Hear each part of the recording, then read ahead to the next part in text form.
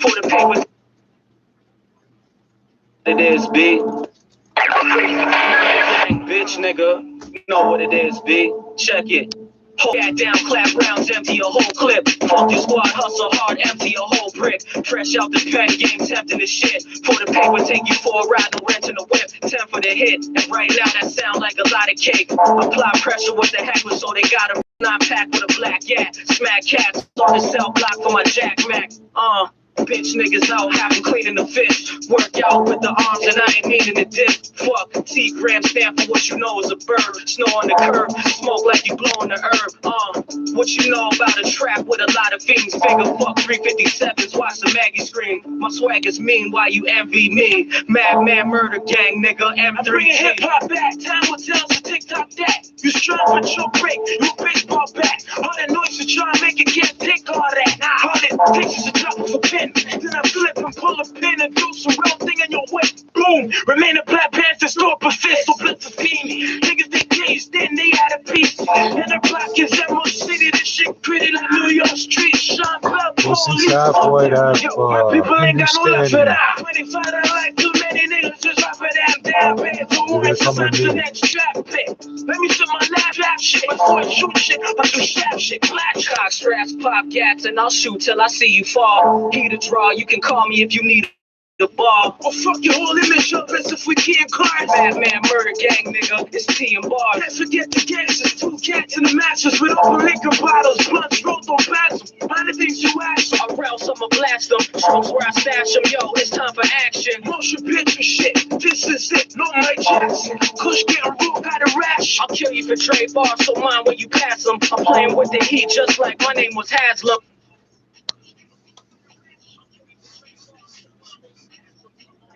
Just every fucking exploit possible. Passion, T-grams, my right hand. Both of us with you black blue gold like Iceman. The pipes blam and they light like a nightstand. Blam, blam, turn your face cherry like a white man. PC holding up the weight like a bike stand. It's all bling while you niggas give them kite grams. Got the hammer on the pillars to the nightstand. Kill you in your height, man. Breezy. Switching up the shadows, hustle on the late shift, all through them and stay awake shit, talking to my home, laughing what Dave did, committed suicide, splattered on the pavement, got a 6th sense of humor and a big gun, for the rats spreading rumors to the pigs come, know a lot of good people doing like, been stuck up in the dark, not knowing where the light is, sugar to the shit. You tried hard to fuck around with that alarm, man. Putting slows in the gauge, mind on my riches, I'ma do you something bitches do. Nowadays, money turn me on more than bitches do. Came to terms with the fact people want me murdered. That's why I got a knapsack full of burners. What I just say, so every time I say what a pedophile will do, you do it. But half the time I've said it after he's done it, but before I know he's done it. That's how fucking pathetic this piece of shit is, man. He's going to prove what? By doing what a sex offender does every fucking possible chance, he's going to prove what? Wow. You're so impressive, dog.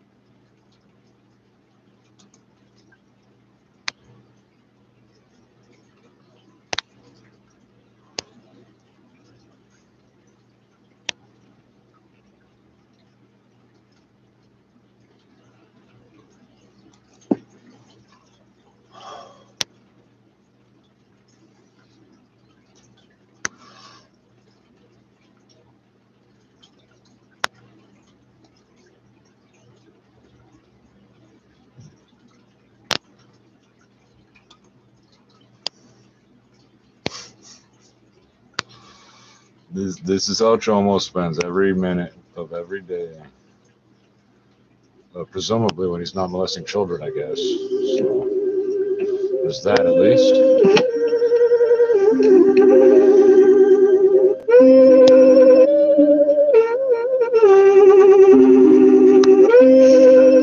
Yo, yeah. Get it, yeah. Yeah, you need to relax, son of a bitch. I don't need no feedback. I'm trying to put my seat back. Don't worry about that other shit. You'll never get it back. Rise like a phoenix from the ashes, like they said I never do. The ones always talking never got a clue. Who the fuck am I now? Who the fuck is you? Riding with my thugs. We just trying to get this money. You can put that on me. We keep the artillery. If they cross me, then it's R.I.P. It's for my real thugs. The ones that squeeze the thorn and bleed just to smell the rosebud. In the search of finer things, maybe God will notice me if I blame. That's what it sounds like when the pistol sing. Mama checking the obituaries, hoping she don't see me. She cry when they talk about the boy on TV. Wake up some mornings and I don't want a baby. They say the criminal or gangster is all I ever be. Like there's nothing positive in me. I am positive you're not getting rid of me, at least not that easily. I just wake up and crush the day. In the rush to get paid to the devil he can wait. I got people on my serve on the way. I just wake up and crush the day. In the rush to get paid, tell God to look away. He said, what do you want to see? Yeah, I just wake up and crush the day. I just wake up and crush the day. In the rush to get paid to the devil he can wait. I got people on my serve on the way. I just wake up and crush the day. In the rush to get paid, tell God to look away. This ain't what he want to see. I just wake up and crush the day. Yeah, they say home is where the heart is, but back home I was living heartless. We all hard-headed, trying to prove whose head's the hardest. If thugging was an art, you could consider me an artiste. Most of my friends grew up not knowing who their father is. Nothing in their fridge, you can see their ribs. Yep, this is how we live. Coming from a place that had nothing left to give, nothing left to take. There's nothing on the plate, but I'm dreaming of a steak. Everything at stake, I gamble with my life. Either 5 stars or behind bars. Love the jobs, we holding on. Pump up, pass it on. Cause I feel pain too. What I've been doing, what you've been through, what I feel you, yeah, it's true. Everything outside your window waiting to kill you. You think you know, but you ain't got a clue. Hear me, young Sherlock. Ain't no such thing as a sure shot. This is a cold block, and I just want what you got. It's real talk. Don't make a scene, just give it up. That's how it is. Where the fuck I'm from? Where the fuck I'm from? Where the fuck I'm from? Yeah. I just wake up and crush the day. In the rush to get paid to the devil he can wait. I got people on my serve on the way. I just wake up and crush the day. In the rush to get paid, tell God to look away. He said, what do you want to see? Yeah, I just wake up and crush the day. I just wake up and crush the day. In the rush to get paid, tell the devil he can wait. I got people on my serve on the way. I just wake up and crush the day. In the rush to get paid, tell God to look away. This ain't what you want to see. I just wake up and crush the day. Yeah.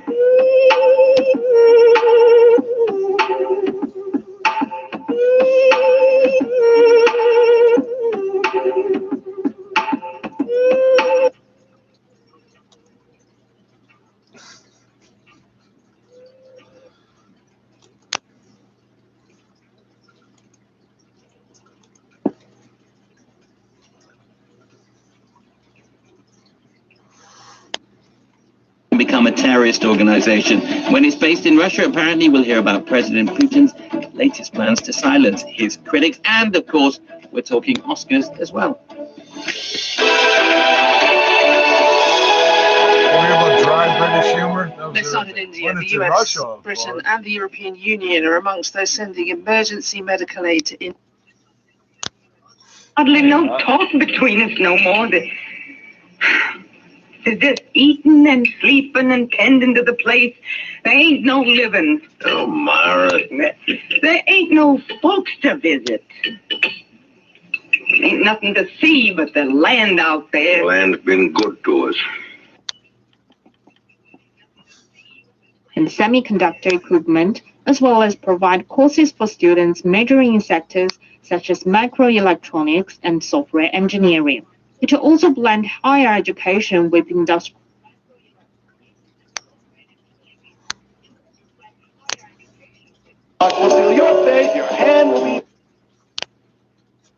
吴华教, head of the school, says they will work with other departments. About ventilators and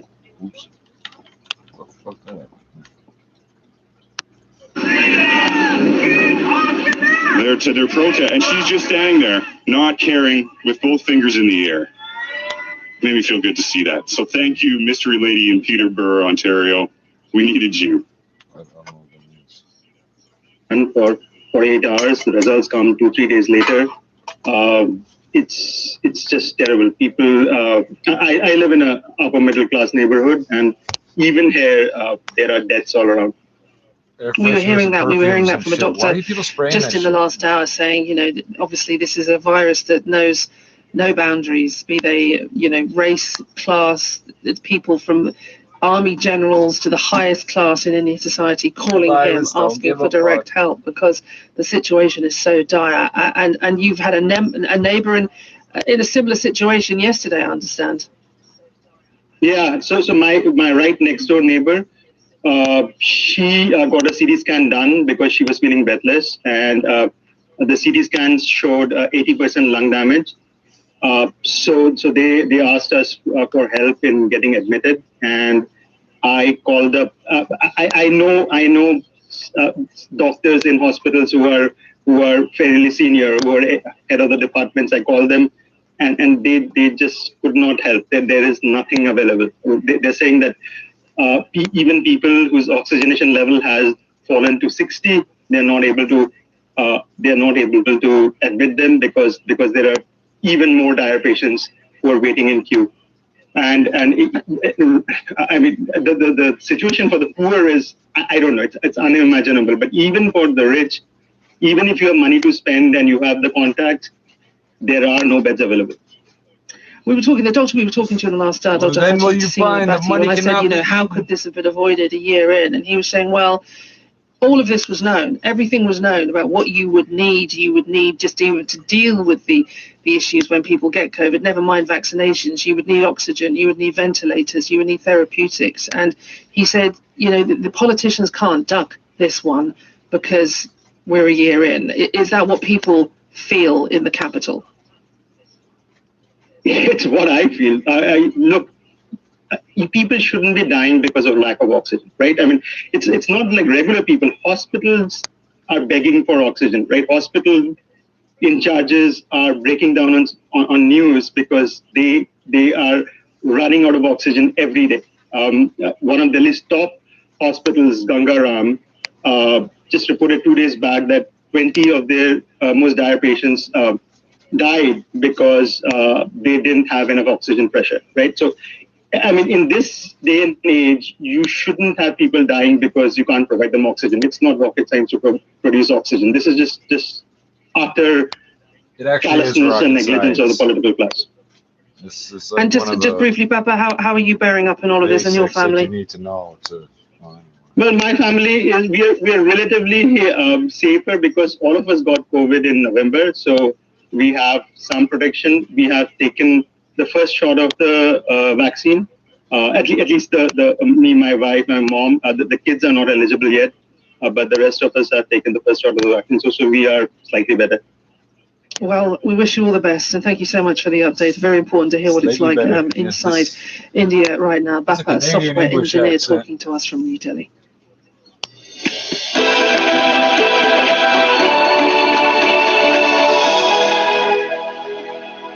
Let's stay on that theme and get some business news, though, about COVID-19, because Italy will begin to ease its COVID restrictions as infections in the country fall, and it's not the same story. 6,000 for women taking birth control, getting blood.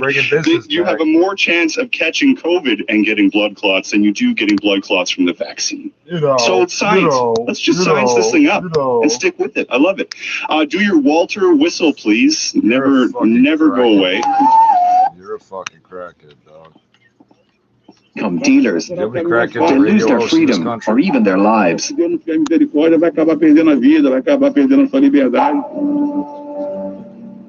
who choose to go clean and renounce crime are relatively few in number. Crime! You're the white woman. Wagner Jodivera is one of them. You drugs are a crime. He got his first revolver when he was just 15. They keep calling them Latin Americans.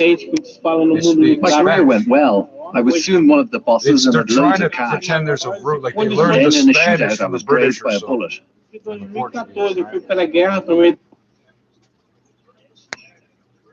That was UNTV. And that is much more trickier. It's trickier, and I think it also depends on whether Italy will manage to introduce also the structural reforms that would actually complement the investment plans. It will make sure that there is also an improvement in the long-term outlook for the economy, which is key. How can the government tried for 2.5 years to help with the negotiated settlement and calls back-to-work legislation the government's least favored option? But Tassi says a work stoppage at the port in the middle of a pandemic would be too big a blow to Canada's economy. The News has business groups hoping they've avoided a crisis. Well, we've been asking the federal government to step in for many weeks now, so we're very pleased to see that they are willing to intervene and ensure that there's a full, that the Port of Montreal is fully operational. The port's 1,150 dock workers have been without a collective agreement since December of 2018. They walked off the job for 11 days last summer before agreeing to a truce. In recent weeks, negotiations got bumpy. Dock workers went on an overtime strike. They're refusing to work weekends. The management group, the Maritime Employers Association, in response, said last week it was changing work shifts. The Longshoremen's Union Friday called that a provocation. The only way we could answer that is to put a general strike for Monday. The work stoppage last summer cost the Canadian economy more than $500 million. It didn't even last 2 weeks, but the backlog was so big, it took 3 months to catch up. A new strike would be devastating for the economy. The small, medium businesses are already on the ground. According to a source, the union has sent out picket assignments for Monday morning. That hasn't changed. Back-to-work legislation would still have to be tabled, debated, and adopted. With a minority government, it would also need support from other parties to pass. Mike Armstrong, Global News, Montreal. As cases of COVID-19 keep rising across Canada, doctors and nurses are preparing for a surge of hospitalizations and ICU admissions. As Mike Drolet reports, the pandemic's third wave is hitting provinces harder than ever before. Warren Montgomery had become a fixture in Regina's food scene with his Louisiana-style cooking. Everybody, his wife Rochelle says, seemed to know and love him. And now they'll all likely want to go to his funeral after a short and painful fight with COVID-19. He was coughing so hard till he would throw up. And then once that would happen, like he couldn't breathe, he couldn't catch his breath. It got to the point where he couldn't say a sentence, like he had to struggle with each word. So the Montgomerys and their two daughters all contracted the virus, but it was Warren that got hit the hardest. In the span of... You look up sickle cell, all these health professionals insist sickle cell goes against survival. You all have good hemoglobin and can't keep your oxygen levels up.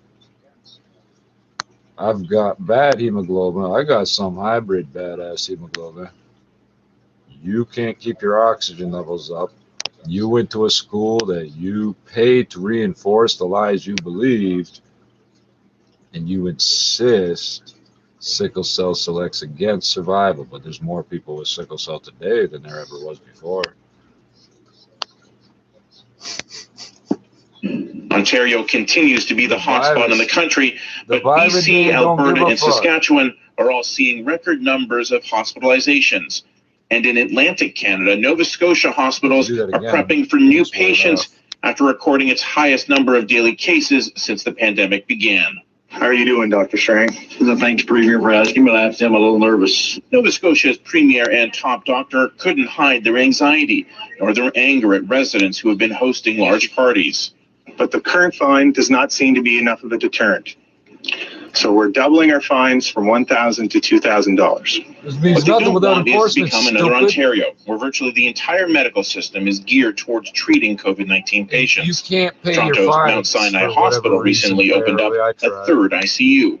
And now really the biggest problem is, we've created this capacity, but it's really a human resource issue, right? We just don't have enough people to be able to care for all these patients. Ontario's premier requested nursing help from Atlantic Canada, but it looks like they may soon be busy.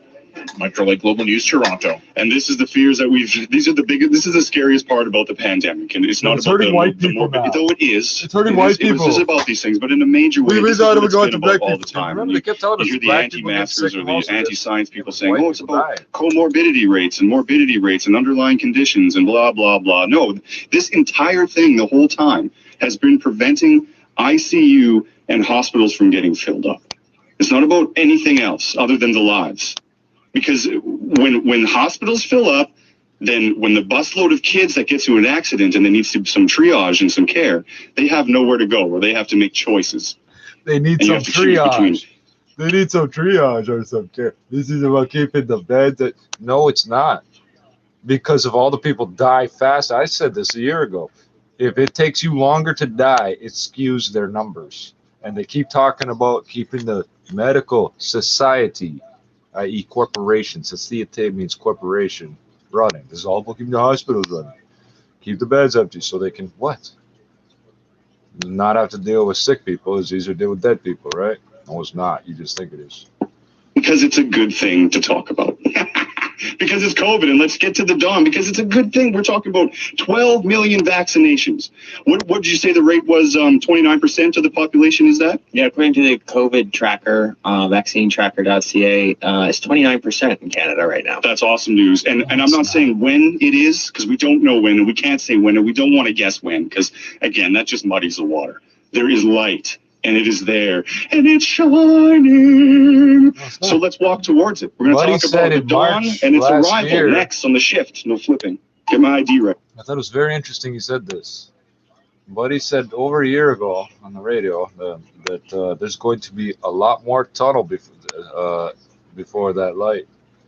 And I thought it very interesting you said that because nobody had said that yet. There's light at the end of the tunnel. This is about the 100th time in the last 4 months they've said that. There's light at the end of it. It's always based on nothing, and the numbers are worse the next day, every single time. And really wonderful to watch them go up and receive their awards. Frances McDormand in her speech when they were collecting the award for Best Picture said to everybody, go watch our film. Your voice is not that your voice itself. Well, it's very hard with that accent makes you sound disgusting. Back at Obidal Molla's farm. Here to go. Steven Soderbergh himself, an Oscar-winning director, has always said that's what they wanted to do. They want to encourage people. Horrible. Down to the Kirby place already this morning. No. Boy. Myra Kirby's badly hurt. Every single stream's given us. The question is if floating farms, like here in Barisal, could be developed across the country. Right now, Bangladesh produces enough food to be self-sufficient. What we don't have enough of is safe food, food free of toxins and contaminants. The floating gardens make a valuable contribution because the farmers use a lot less pesticides because there are fewer pests on the water. Because the water is where all the pesticides end up, stupid. At the local wholesale... You ever seen a water strider? Or a water snake? These are animals and insects and things that should only live on land. They live on the water.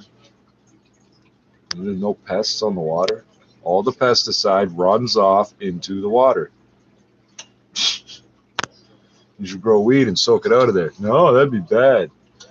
You convince them to finally try growing the weed to suck radioactive elements out of the water in Chernobyl. Oh, okay. You should burn that. Get rid of it. No, we're going to put it in body panels of cars. Oh, that's a great idea. You're sanding away on the fiberglass with your respirator. Think about that.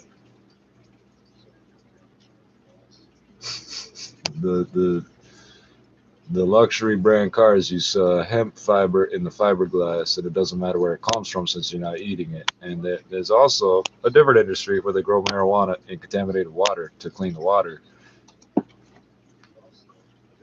Global team. What happens when that catches fire? Global team.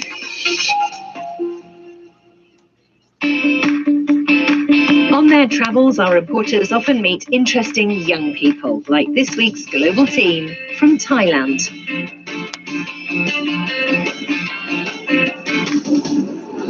Hi, my name is Plang. I'm 16 years old and I go to the international school at Bangkok. I'm currently a junior and I live here in Bangkok, Thailand. The International Baccalaureate, probably, right? Which UN diplomat's kid are you? I like to go diving because there's no other experience like being in the water. It's just you and the water. You can come up with besides hang gliding. Starting in around 2017, and as far back as 2011 was Navalny and his group. And labeling them as an extremist organization puts them on par with groups like the Islamic State or Al-Qaeda. And so not only does it ban any of their activities, it also puts under legal threat anybody who supports this group. So this group functions mostly by getting donations from crowdfunding donations. And so anybody who donates to this group would also be linked to a terrorist organization. And does the court not have to provide any evidence as to why it is going to define, if it is going to define this group as extremist? Does it not need to prove that certain actions have led to this decision?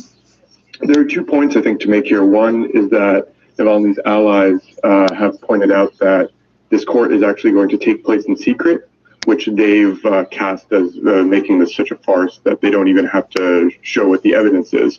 The other key point is that it's not only organizations like the Islamic State and Al-Qaeda that are listed as extremists in Russia.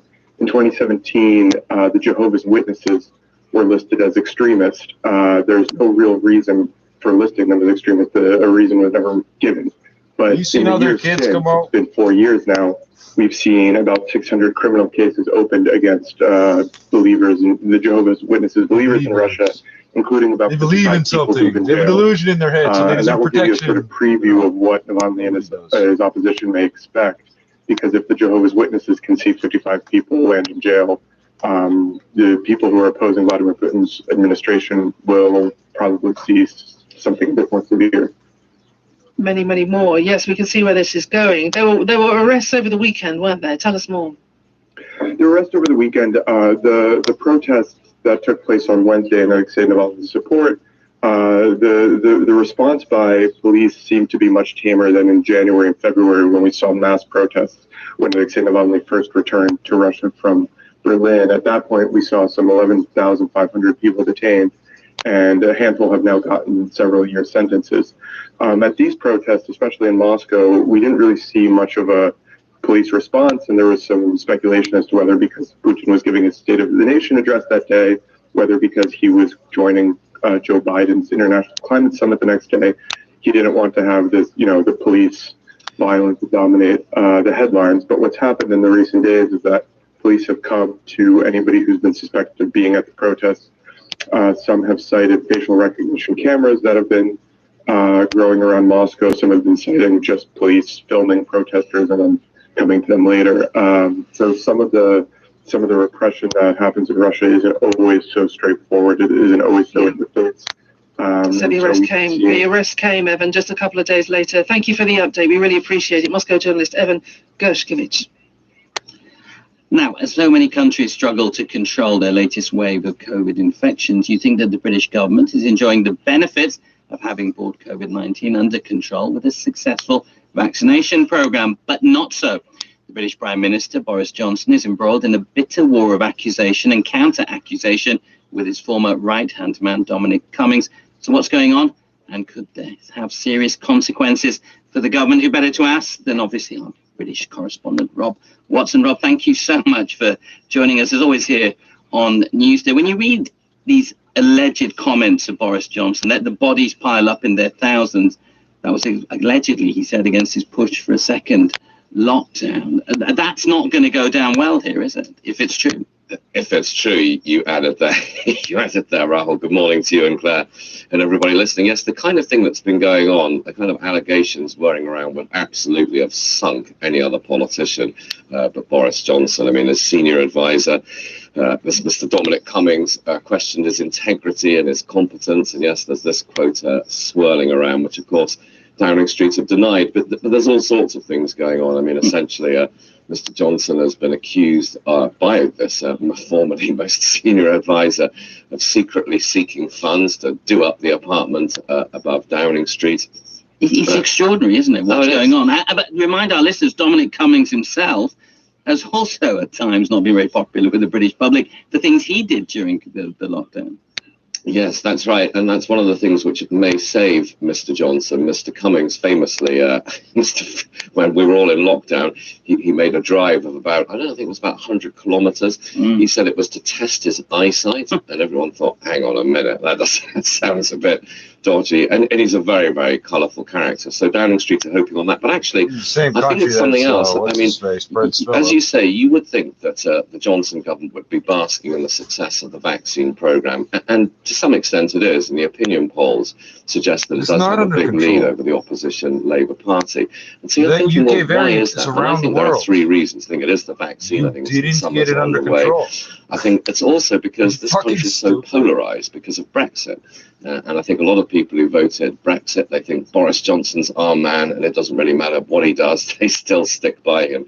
And the other absolutely key thing is that I think a lot of voters in this country, they didn't vote for Boris Johnson because they thought that he was the straightest, nicest, most reliable guy in the country, right?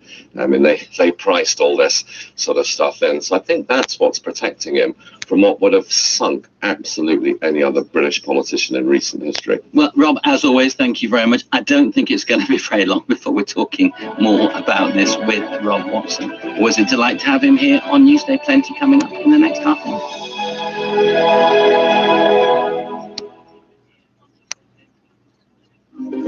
Distribution of the BBC World Service in the United States is made possible by American Public Media, producer and distributor of award-winning public radio content. APM, American Public Media. Well, if I think it's me, they said it was their British correspondent. With the Name Your Price tool. BBC World Service, and the guy that said that sounds British. Where the fuck is he? From. Now that's...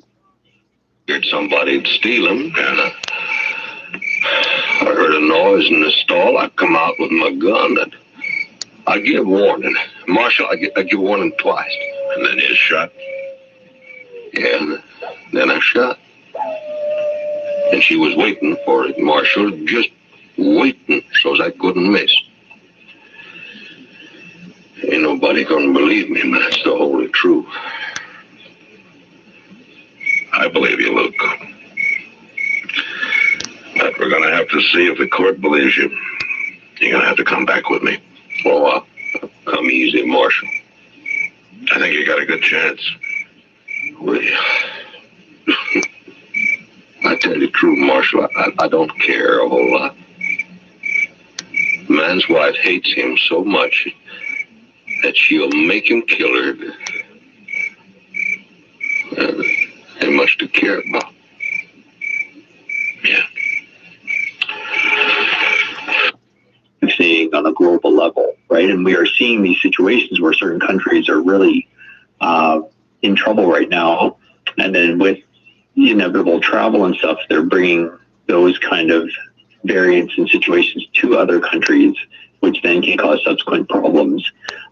Certainly, locally, I think the goal is just to vaccinate as many people as possible. And then you look at situations where you want to vaccinate the people that are the most vulnerable to severe illness, or areas that seem to be the most vulnerable to spread, to really try and prevent hospitalizations and give our healthcare system the ability to look after people properly, but also just make sure that we're blocking as much transmission as possible. Does that especially come into play when it comes to this double mutant variant? Like, do we really, is that really like a kick in the butt? Like, we really have to get these vaccines going, or is there more to it when it comes to serious because it's got a people from these variants? Well, I think right now it's important to do both things. I think when you look at the restrictions that are in place and then the vaccination program, you look at those things as being complementary right now.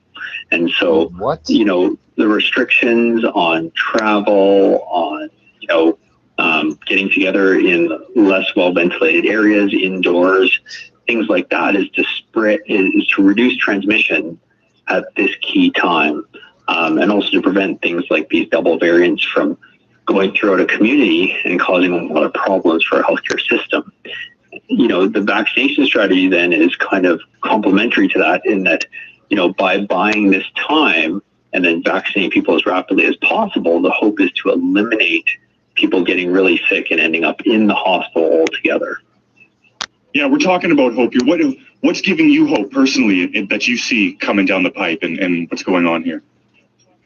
I think the vaccinations give me hope. In the first wave, we were seeing people over 70 coming to the hospital getting very ill and many of them dying. We can see the success of the vaccination program because I can tell you a lot of those people are no longer coming into the hospital.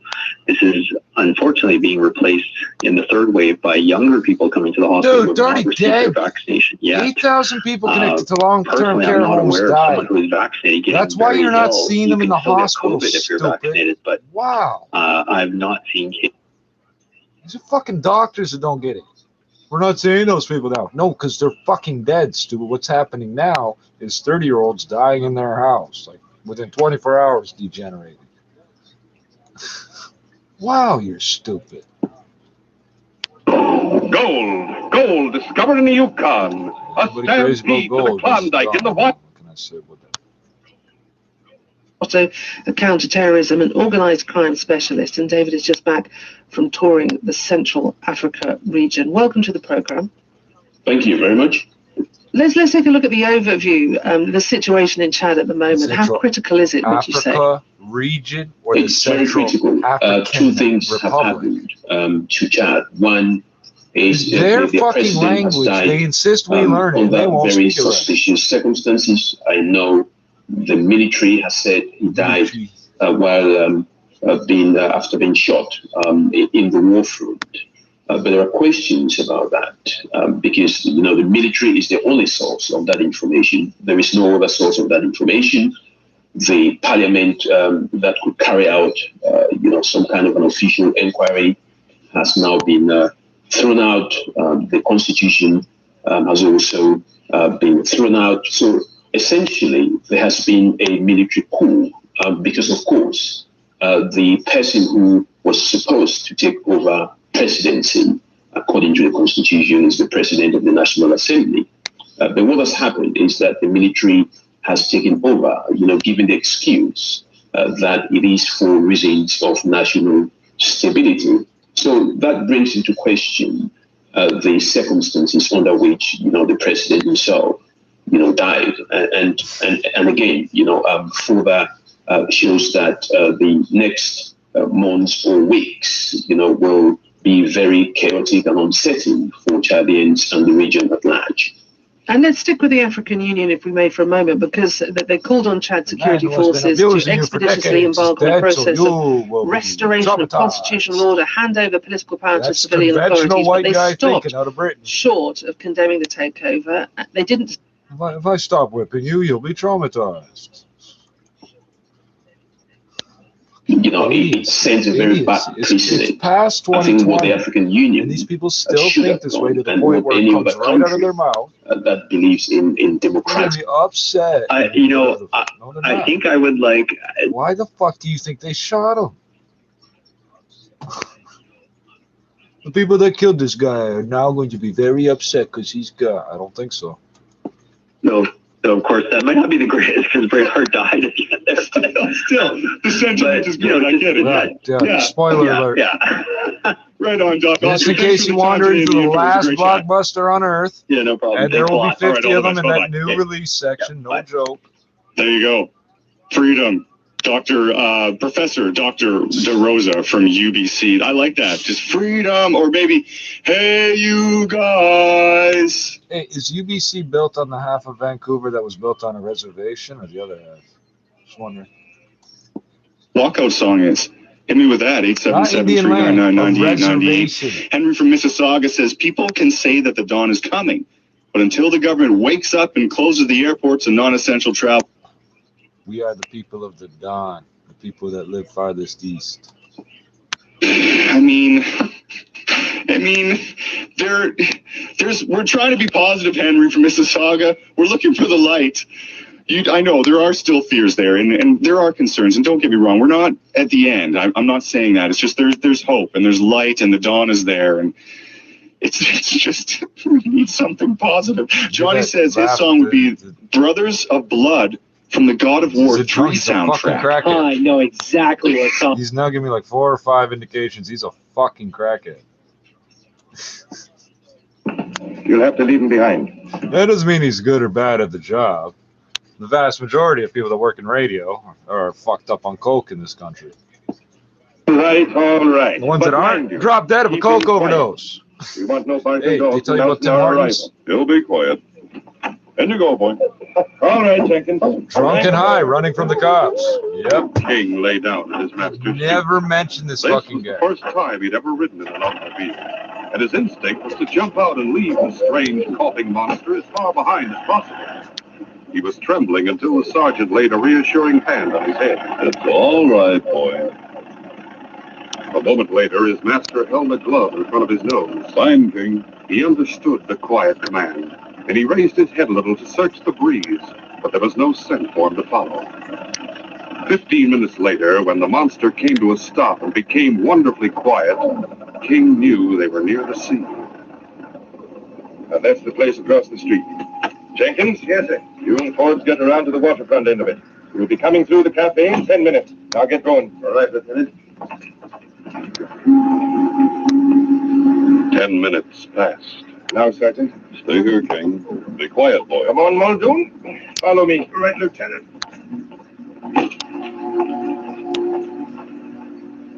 King waited nervously for his master to return.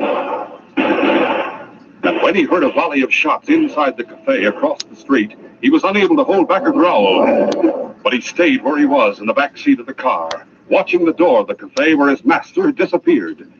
Then he heard another sound. A man was climbing out the second-story window of the cafe. He dropped to the ground and started to run. King had a bad moment. He caught the man's scent and knew he was the one the sergeant wanted to find. But the sergeant had told him to stay in the car. King's intelligence was equal to the problem, though. To find the man and follow him was the more important command. King leaped from the car and started out in pursuit.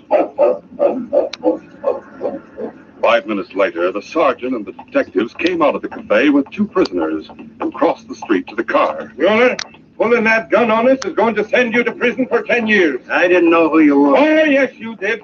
And you know where Gavin is. You had him in that place of yours. You ought to get some new stool pigeons.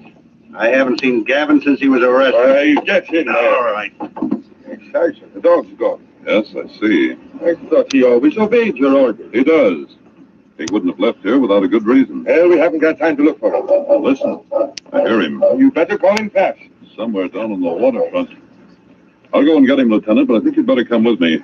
Why? Because King would not have left this car except to follow Red Gavin. Are you daft, man? I mean it. And he isn't far away. It'll only take a minute.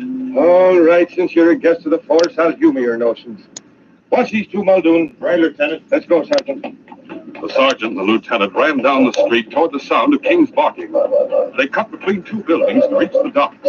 At last, they saw King standing at the water's edge. There was an old sailor near him. King, what's the trouble, boy? That dog belonged to you? Yes. You gotta chain him up. Why? What'd you do? What's happened? There was a guy getting into a rowboat, and this dog come speaking towards him, jumped right at his throat. Lucky the guy had a belaying pin in his hand. He gave him a crack over the head. He wouldn't have got away otherwise. What did the man look like? He's red-headed, husky. Red Gavin, which way did he go? Cops, Who are you? I'm Farrell of the homicide. Here's my badge. That redhead's wanted for murder. Now, which way did he go? Out to that schooner, the one that's just getting underway. Come on, Sergeant. The harbor patrol boat is at the next wharf. We'll catch the schooner before it clears the gate. On things. The skipper of the harbor patrol boat knew the lieutenant well, and in a matter of minutes, he had the boat cutting through the choppy waters of the bay toward the schooner. She was under full sail and driving toward the Golden Gate with the help of a brisk offshore breeze. But the patrol boat had speed and overhauled it. Give her a signal to halt, too. Aye, Lieutenant. Think that'll do the trick? No, I don't. Can I put a shot across your bow? Yes. Ready, forward? Aye, sir. Ready to fire? Fire! Now there's some activity on our decks. She knows we mean business. They'll be hauling down their sails. Stand by to board the schooner. The schooner's sails were furled, and she wallowed in the choppy sea as the patrol boat came up alongside. At an order from the police skipper, a rope ladder was dropped from the deck, and Farrell and half a dozen men from the patrol boat started up it. The sergeant lifted King in his arms. You taking the dog aboard, Sergeant? He's mighty big to carry up that ladder. We can make it. King can find Gavin no matter where he's hiding. Up we go, boy. When the sergeant and King reached the deck of the schooner, the crew was lined up. They say Gavin isn't aboard, Sergeant. You're not taking their word for it. No, of course not. Sent 3 men down to the hold, and the others are searching the cabins and between decks. But half an hour later, when the men reported back to Farrell, they had been unable to find Gavin. The lieutenant lost his temper. What do you mean not on board? He must be. We'd have seen him if he'd have gone over the side. I'll get down below again and find him. May King and I go this time, Lieutenant? Yes, and I'm going too. Play. Yes, sir. You and Adams keep an eye on this gang. Yes, Lieutenant. At the foot of the companionway between decks, the sergeant spoke to King. Mind him, boy. King barked and started forward. Farrell and the sergeant followed him. The dog led them directly to the forecastle. This must be the place, Lieutenant. As you can see, he isn't here. Those lockers are too small to hide a man. All the bunks are empty. He's sniffing at the flooring. Perhaps he's underneath the deck. There's only the hold below. We've searched that. He isn't down there. Wait a minute. I've got it. Why, the dog's smarter than you are. There's probably a trap door somewhere around here, but we won't bother looking for it. All of you, get some tools and rip up this planking. Go on now, get to work. What's your idea, Lieutenant? I guess that they've been using this schooner to smuggle aliens in. Oh? They've probably got a snug little compartment built just below this deck. We'll soon find out. But when the planking had been ripped away, the lieutenant's guess was proved to be correct. There was a compartment, and Red Gavin was hiding in it. You're covered, Red. Now climb up out of there. You're going back to jail. The evening's adventure was finished. Red was returned to jail, and during the next few days, the extradition proceedings were completed. The sergeant was scheduled to sail for the Yukon with his prisoner on the following morning when he received a message from the superintendent asking him to stop in at his office. He reported at once and found Lieutenant Farrell also waiting for his chief. Oh, hello, Lieutenant. Do you have any idea why the superintendent wants to see me? Oh, he probably wants to say goodbye. I'm glad of the chance myself. I appreciate all you've done for me, Lieutenant. Oh, not at all. Did you enjoy that taste of excitement I gave you the other night? Yes, indeed. I felt as if I'd stepped right into the middle of Treasure Island. Treasure Island? Oh, the smuggler schooner, you mean? Oh, that's nothing new around here. We have pirates, too. There's the Black Hounds gang, for instance. Oh, Sergeant, it'd do my heart good if I had you and King working with me when we went after them. Look now, would you consider it at all? I'm sorry, King and I must go back to the Yukon where nothing ever happened. Oh, now that's a shame. I tell you, I couldn't stand it myself. Excitement is meat and drink to me. I couldn't do without it. Uh-oh. Here's the old man now. Hello, Farrell. Good afternoon, Sergeant. How do you do, sir? We'll get down to business right away. Farrell, you're going to the Yukon with the sergeant. I'm what? Here's your ticket. Perhaps the sergeant will help you buy whatever you need in the way of clothes and supplies this afternoon. Now, wait a minute. What's this all about? I'm in no need of a rescue, if that's what you're planning for me, sir. This is duty, Farrell. Link Davis and Ben Walters have been seen in Dawson. They're bank robbers, Sergeant. Wanted for murder, too. I'm sure the Northwest Smarted will help Farrell track them down. You can depend on it, sir. And when they're caught, it will be up to you to bring them home, Mike. Sergeant, will it be much of a job picking them up? Why, not if they're in Dawson. It's only a small town. And once they're caught, it'll be a simple matter getting them home. Do you hear that, sir? Couldn't one of the newer men take over this assignment? I don't want to leave town. I've set my heart on going after the Black Count. That's out, Mike.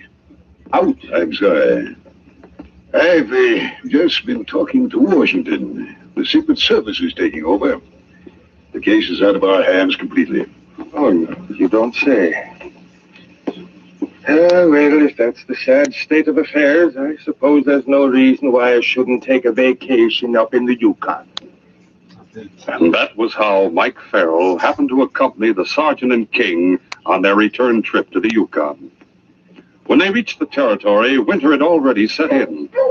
Red Gavin was delivered to the authorities in Whitehorse, and Mike and the sergeant headed north on the Yukon Trail by dog sled.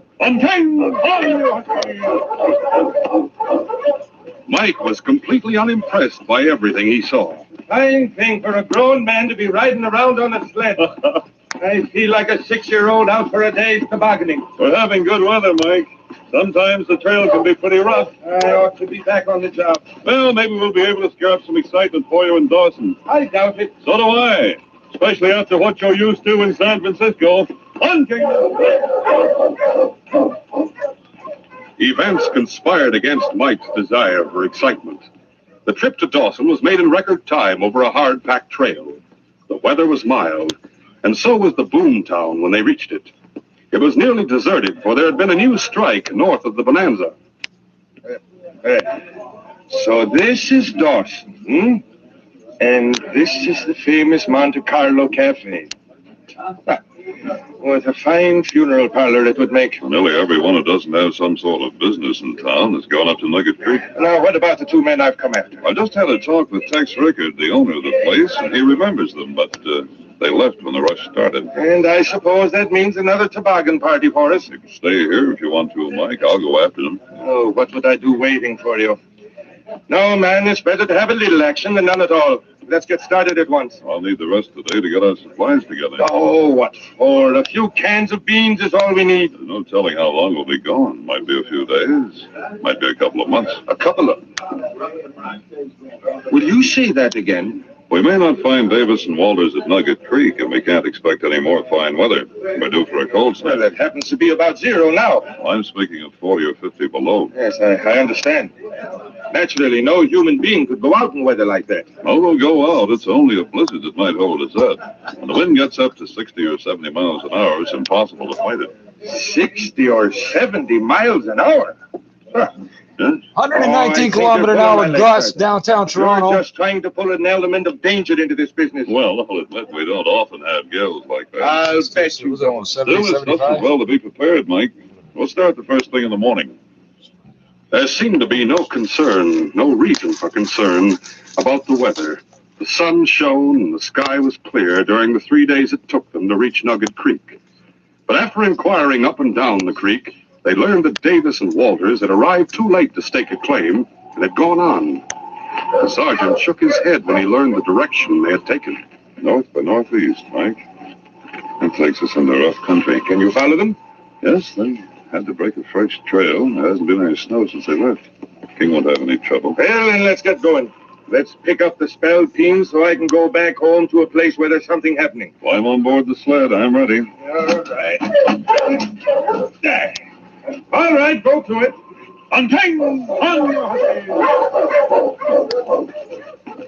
Lieutenant Michael Farrell wanted excitement. He had his first taste that afternoon. The trail led to an Indian village in the wooded country at the foot of the Sawtooth Range. The place seemed deserted as the sergeant drove into it and stopped the team. And then a second later, the sergeant and Mike were surrounded by a horde of Indians, shouting war cries and brandishing knives and spears. Sergeant, what have we got into? Go for your gun. No, hold your fire. One shot and they'll use their spears. But they mean to kill us. Our only chance is to talk them out of it. Talk! Leave it to me. We come in peace. Take us to your chief. At the sergeant's words, the Indians rushed forward, and taking hold of the sergeant and Mike, pulled them toward the largest hut in the village. King would have tried to interfere, but a word from the sergeant stopped him. Easy, boy. What do you think they're going to do? I know the chief. We're going to find out what this is all about. Well, I can tell you that. They're going to kill us. You wanted excitement, Mike. But I don't want to be murdered. This is all in a day's work. The chief will listen to reason. Oh, the reason, he says. Is that him standing at the door of the cabin? Yes. Logano. Right mistake. Right, fire. Oh, they're going to burn us alive. He'll listen to reason, you say. Logano. Tell your warriors to let us go. We're friends. No, white man. Friend of Indian. You know that is not true. White men come here. We give food, shelter. Them steal nugget god. Run away. Nugget god, is it? Probably a big nugget that looks something like a man. Tell us about the nugget god, Waganu. It charm against winter. Now winter bad. No game, no food. Many Indians die. How long ago was it the white men stole it? Last night, Davis and Walters. Must have been. Waganu, those men are not only enemies of the Indians, they're our enemies. We're trailing them, and when we catch them, they'll be hanged. You'll not catch them. Indian trail into canyon where ghost packs stay. No man lives who entered canyon. We have strong medicine against the ghost pack. Let us go on to the canyon. We'll capture the men and bring your nugget god back. What are they talking about? Deciding whether to let us go or not. And what was that about the canyon where the ghost pack lives? Nothing but superstition, Mike. They believe there are werewolves in the canyon. Then What are we? Men who have taken the form of wolves and only prey on human beings. Oh, now there's a pleasant thought. And what strong medicine do you have against such things as that? If there are wolves in the canyon, they aren't ghosts. We take care of them with our guns. Look, the Indians have made their decision. Will you let us go, Regano? But only one way, go in the canyon. Are you sure the men are still in there? Warriors stand guard at opening. This is working out well, Mike. Well, I don't like any part of it. But don't you see, Davis and Walters went into a blind canyon. They can't get out because the Indians are guarding the entrance. All we have to do is go in after them. We're ready, Regano. Warriors follow you. Stay at opening. You go in. You not come out without men and nugget guard. We agree to your terms. Can we reach the canyon before it gets dark? Then we'll start right away. You wait for warriors to harness team. Whatever you say, Chief. Hold up! The sergeant and Mike left the village with one Indian sled in front of them and half a dozen behind. They were still under guard, and it was clear the Indians believed they were being led to their execution, to a death as certain as the stake. Suddenly, the temperature began to drop, and the wind from the north increased in violence.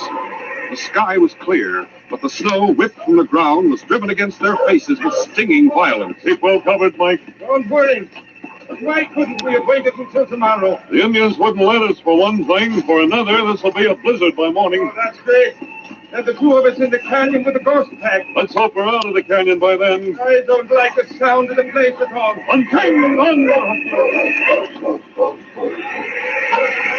The entrance of the canyon was narrow and forbidding, but as they neared it, the sergeant could see that it widened out beyond the opening. The floor was strewn with great snow-covered boulders, and toward the upper end, there was a thick growth of pine. See those woods up there, Mike? That's probably where Davis and Walters have made their camp. It's a fine cover for them. And none for us on our way to get them. What's the matter with the rocks? We'll leave the team here and just take King with us. You know, I think you're good luck, Mike. How do you figure that? Well, everything's working out so well. Davis and Walters bottle themselves up in a box canyon. The Indians lead us straight to it. All we have to do is go in and get them. I don't blame you for thinking we have an easy job up here. Sometimes we run into a lot of difficulty. Oh, you do? Sorry I can't seem to provide you with any excitement. And I give you credit, Sergeant, for doing your best. The Indians had been holding a conference, and now the chief approached the sergeant. You go now. We're ready. You not come back till you find nugget guard. Don't worry. You not come back out. Triple blow, didn't they? I suppose if we tried to come back out, they'd stick their spears into us. That's the general idea. Well, let's go. Come on, King. The sergeant, with King by his side, led the way into the canyon. Mike followed a few reluctant steps behind. The steep wall of the canyon, broken here and there by caves, towered on either side. But only a sure-footed animal could climb them. And the sergeant and King concentrated their attention on the woods ahead. They had covered half the distance to the woods when the great dog began to growl uneasily. What's the matter with him? He must have caught a sense. Follow me, Mike. We'll work our way forwards. One bullet. Wasn't it? They're hidden in the trees. They can see us, but we can't see them. They can't see us well. Our parkas are covered with snow. Just then, a volley of shots rang out from the woods. The sergeant and Mike hit the ground. Can't see us, Well, they're coming mighty close with those shots. Yes. The light's failing, though. They can't keep us pinned down for long. What's that? Wolves. The ghost pack. The werewolves. They're somewhere up above us. That's right. They have their dens up in those caves. Look, they're coming out. They're starting down the sides of the canyon. Are they coming after us? It looks that way. Oh, the saints preserve us. What a spot to be in. Outlaws in front of us, Indians behind. And a pack of ghosts of devils descending on us from above. If we can only turn them up the canyon, they may drive Davis and Walters in their cover. They can do it. King, ready, boy?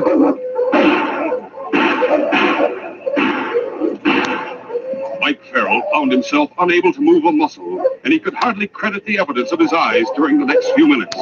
He saw the wolf pack racing toward him, and then King leaping forward to meet the leader.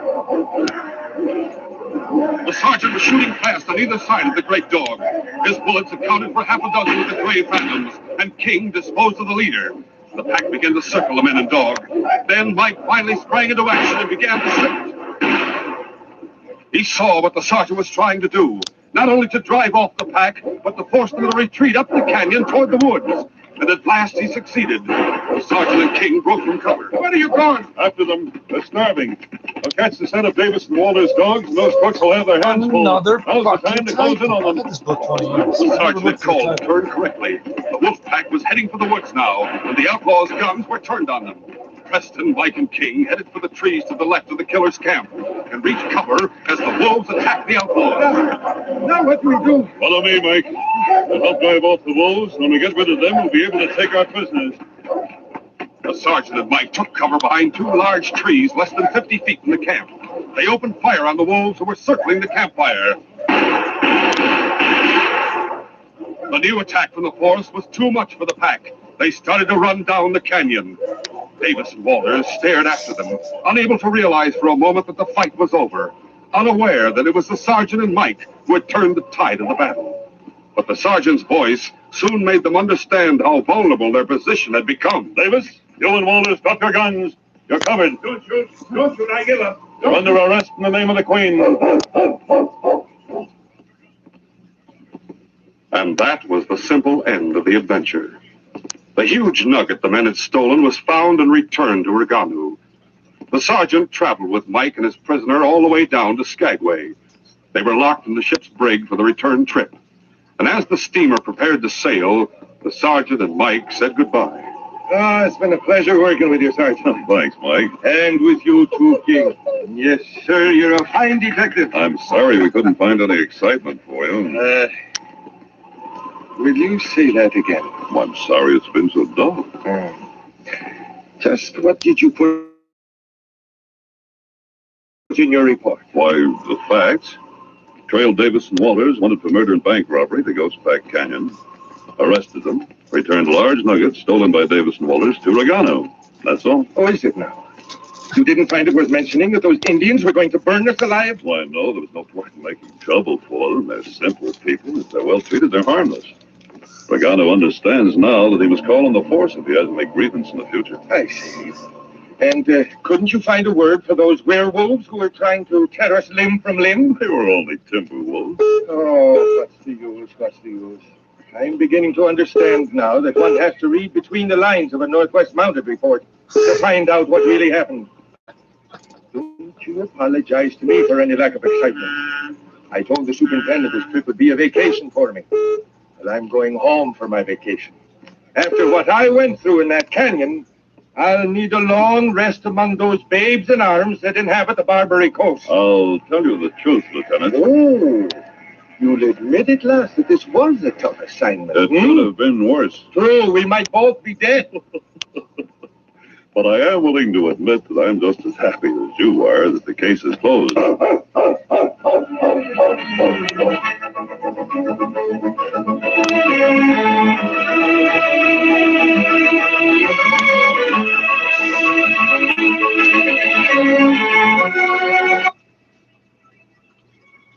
Legislation ahead of a strike by Montreal dock workers slated to start Monday morning. Mina Tassi says, while she believes in the collective bargaining process, she has a responsibility to prevent serious national economic harm. Though she adds forcing workers back on the job is Ottawa's least favorite option. She also says the two sides remain far apart despite extensive support that has included over 100 mediation sessions.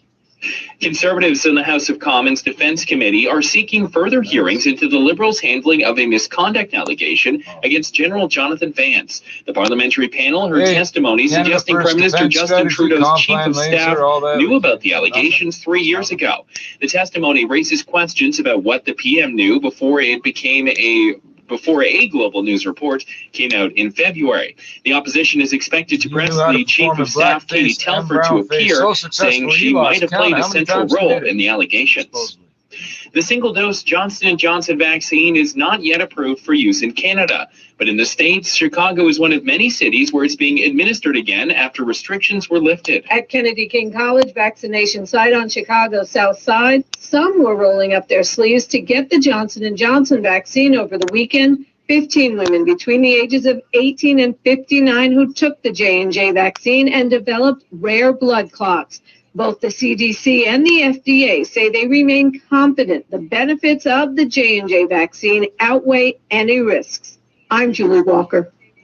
After recording a record 63 new COVID-19 infections on Sunday, Nova Scotia is doubling fines for breaching public health orders from $1,000 to $2,000. The announcement comes after police broke up an overnight party Friday and issued 22 tickets.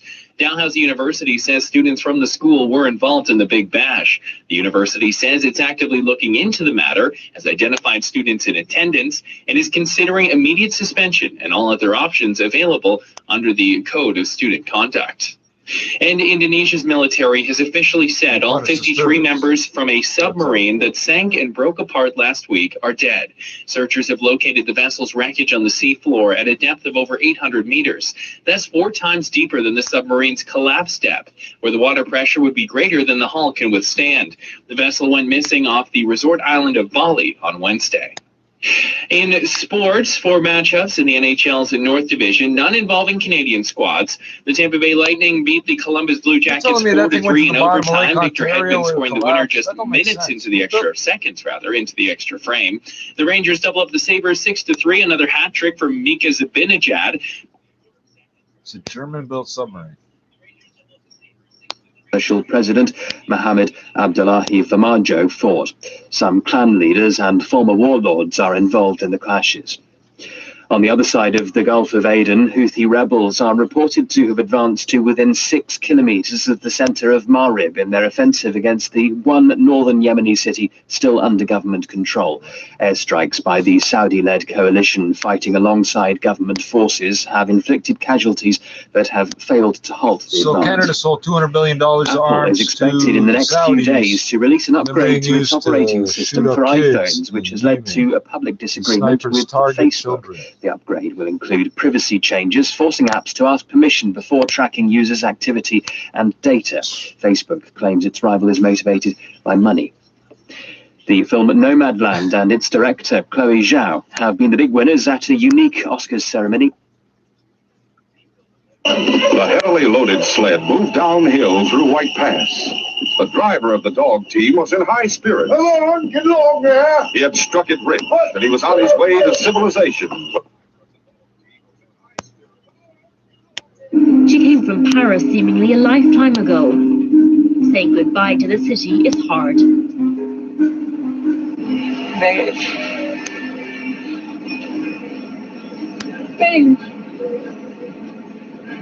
I'll be back. But now I have to go. But yeah, very difficult.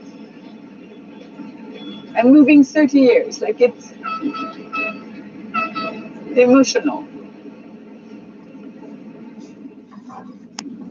She came for love, then stayed to build a new life in the city of limitless possibilities, setting up a successful public relations company. It's a great town. The energy was.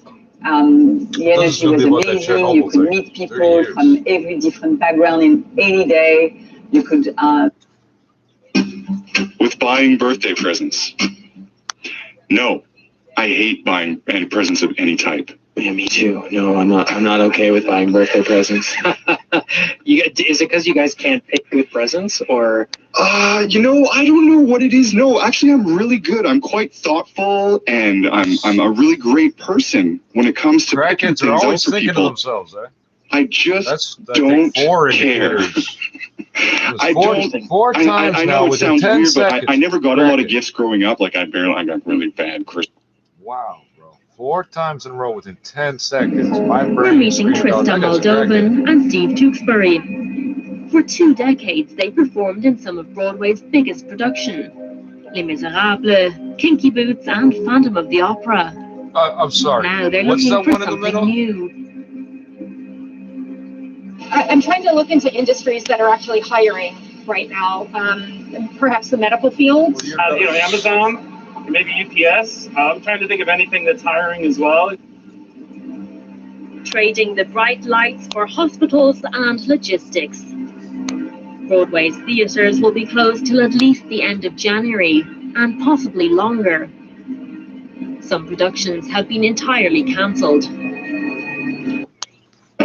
Physical touch and words of affirmation are my love languages, just so you know. Yeah. What is it you like most about it, Ryan? Is just seeing the joy on the other person's face, or just all that stuff? It's just an extra you don't way have to a story show of somebody cutting their that finger you off care or and something. you love someone, and it's a different way of doing that, I guess. Is right. The best But part's then the horrible usually, like, segue. it's awkward because I'll put in the beds, their saturations is falling, but unfortunately we don't have that type of infrastructure available to provide beds and oxygen, specifically oxygen beds to everyone. Have you ever seen anything like this in your entire medical career? Never, no, not at all. I have not even read about it, that this type of situation ever arisen in the history where we are not able to provide oxygen to the patients and they are dying. Like, means I don't want to compare, but the situation is like, have you seen the fish out of water?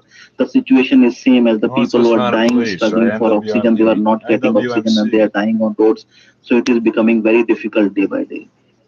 And I read that the conflicted feelings you've had when a patient dies, which is tragic, but as a medic, you then think there is a bed for somebody else who desperately needs help. No, you think Yes, definitely, because many of our patients need ventilator, many of the patients need high flow oxygen, but because one another patient is on the bed and they are on ventilator, so we are not able to provide ventilator to other patients.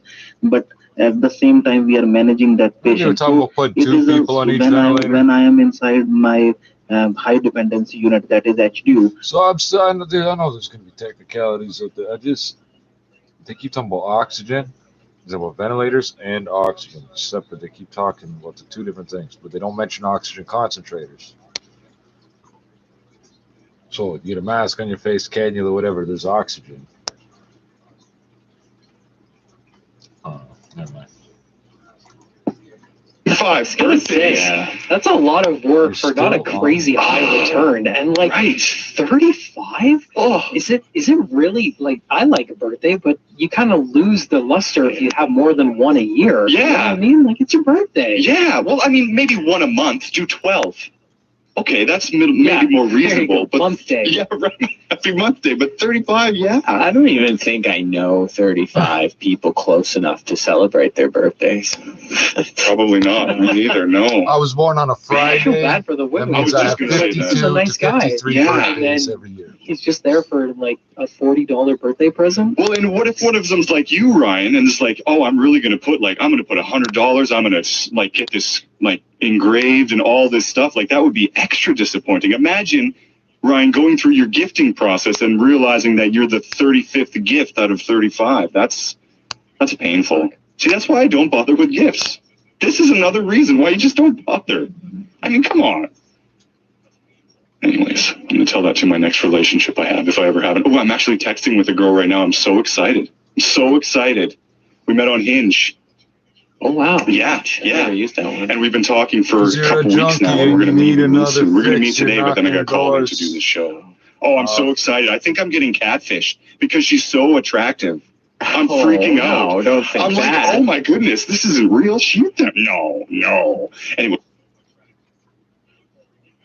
Caravan News Magazine. He joins us on the line now from Delhi. Hartosh, thanks so much for joining us here on Newsday. It seems strange to be talking about tweets after the interview that we just heard there with Claire. But tell us, what are these tweets that are being taken down at the moment that are annoying the Indian government? What are they saying? Well, they're actually connected with what you just heard. They are talking about the mishandling of the situation. They're talking of the extent of the problem. They're talking about the suppression of the truth of the number of victims. This is the nature of the tweets that have been taken down. Are you surprised that the social media companies are taking down these tweets? We've seen the Indian government put pressure on them before during the farmers' disputes after that tweet by Rihanna. Well, no, not surprised at all. Our own magazine, leave alone a tweet, our handle was pulled down for several hours in the course of the farmers' protest. The government never explained why it was done. Later in court, they said it was a threat to public order, never clarifying what that meant. At that time, Twitter had tried to fight back, and the government had threatened its employees with arrest. That is when Twitter caved in. Now they have a dual policy where they take down tweets only within India, which is for legal reasons, making it clear that they do not violate Twitter guidelines elsewhere. And this is the nature of the tweets that have recently been taken down. They are succumbing to legal pressure rather than anything wrong in the tweets themselves. Is this about social media companies looking at India and the size of the market there and saying, look, we better go along with the government, otherwise we could lose that market? Or is it about social media companies believing the government and thinking there's panic in India at the moment, let's remove these tweets so there's not more panic? Well, it is completely about the market. It is also about fear. As long as they stay in India, if they go against the government, they actually will face arrest and legal proceedings in India. But they are doing so to preserve a market. It has nothing to do with panic in India, because most of these tweets are not about panic. They are about facts. They are about what is really happening on the ground. And the reason they are being taken down, why the government wants them away, is because Mr. Modi continues to believe that if you can suppress the portrayal of reality, reality itself will not exist. He can continue to build his image at the expense of deaths happening on the ground. Abdosh, you have worked in India for a long period of time under many different governments. Have you ever faced a situation like you say you're facing now in terms of your ability to print freely in India? No, never. I mean, if the COVID is a vast crisis in terms of medical infrastructure, what we are seeing with the Modi government is a crisis of institutions across the board. The media itself, governmental institutions, the ability of the legal machinery to stand up to the government, all of it is totally compromised. The country is rotting. You say that, but here you are on an international news program criticizing the Indian Prime Minister. I read your articles in your magazine. You freely criticize the Indian Prime Minister there as well. So there is freedom of speech. Well, 3 of our editors and owners are facing cases of sedition. One of our contributors was arrested during the farm protest. Over the course of the last 1 year, literally waiting to get arrested 4 of our reporters have been physically assaulted. This is a small organization of maybe 10 or 15 reporters, half of whom are facing direct government suppression. That we continue to talk freely, report freely, is because that is what we've chosen to do. The vast majority of the media, the largest part, the mainstream media, has succumbed to this pressure. So what you are talking about is isolated voices who are still taking risks. That does not define a free media. Abdosh Singh Bal, thank you so much for joining us, the political editor of the Caravan magazine.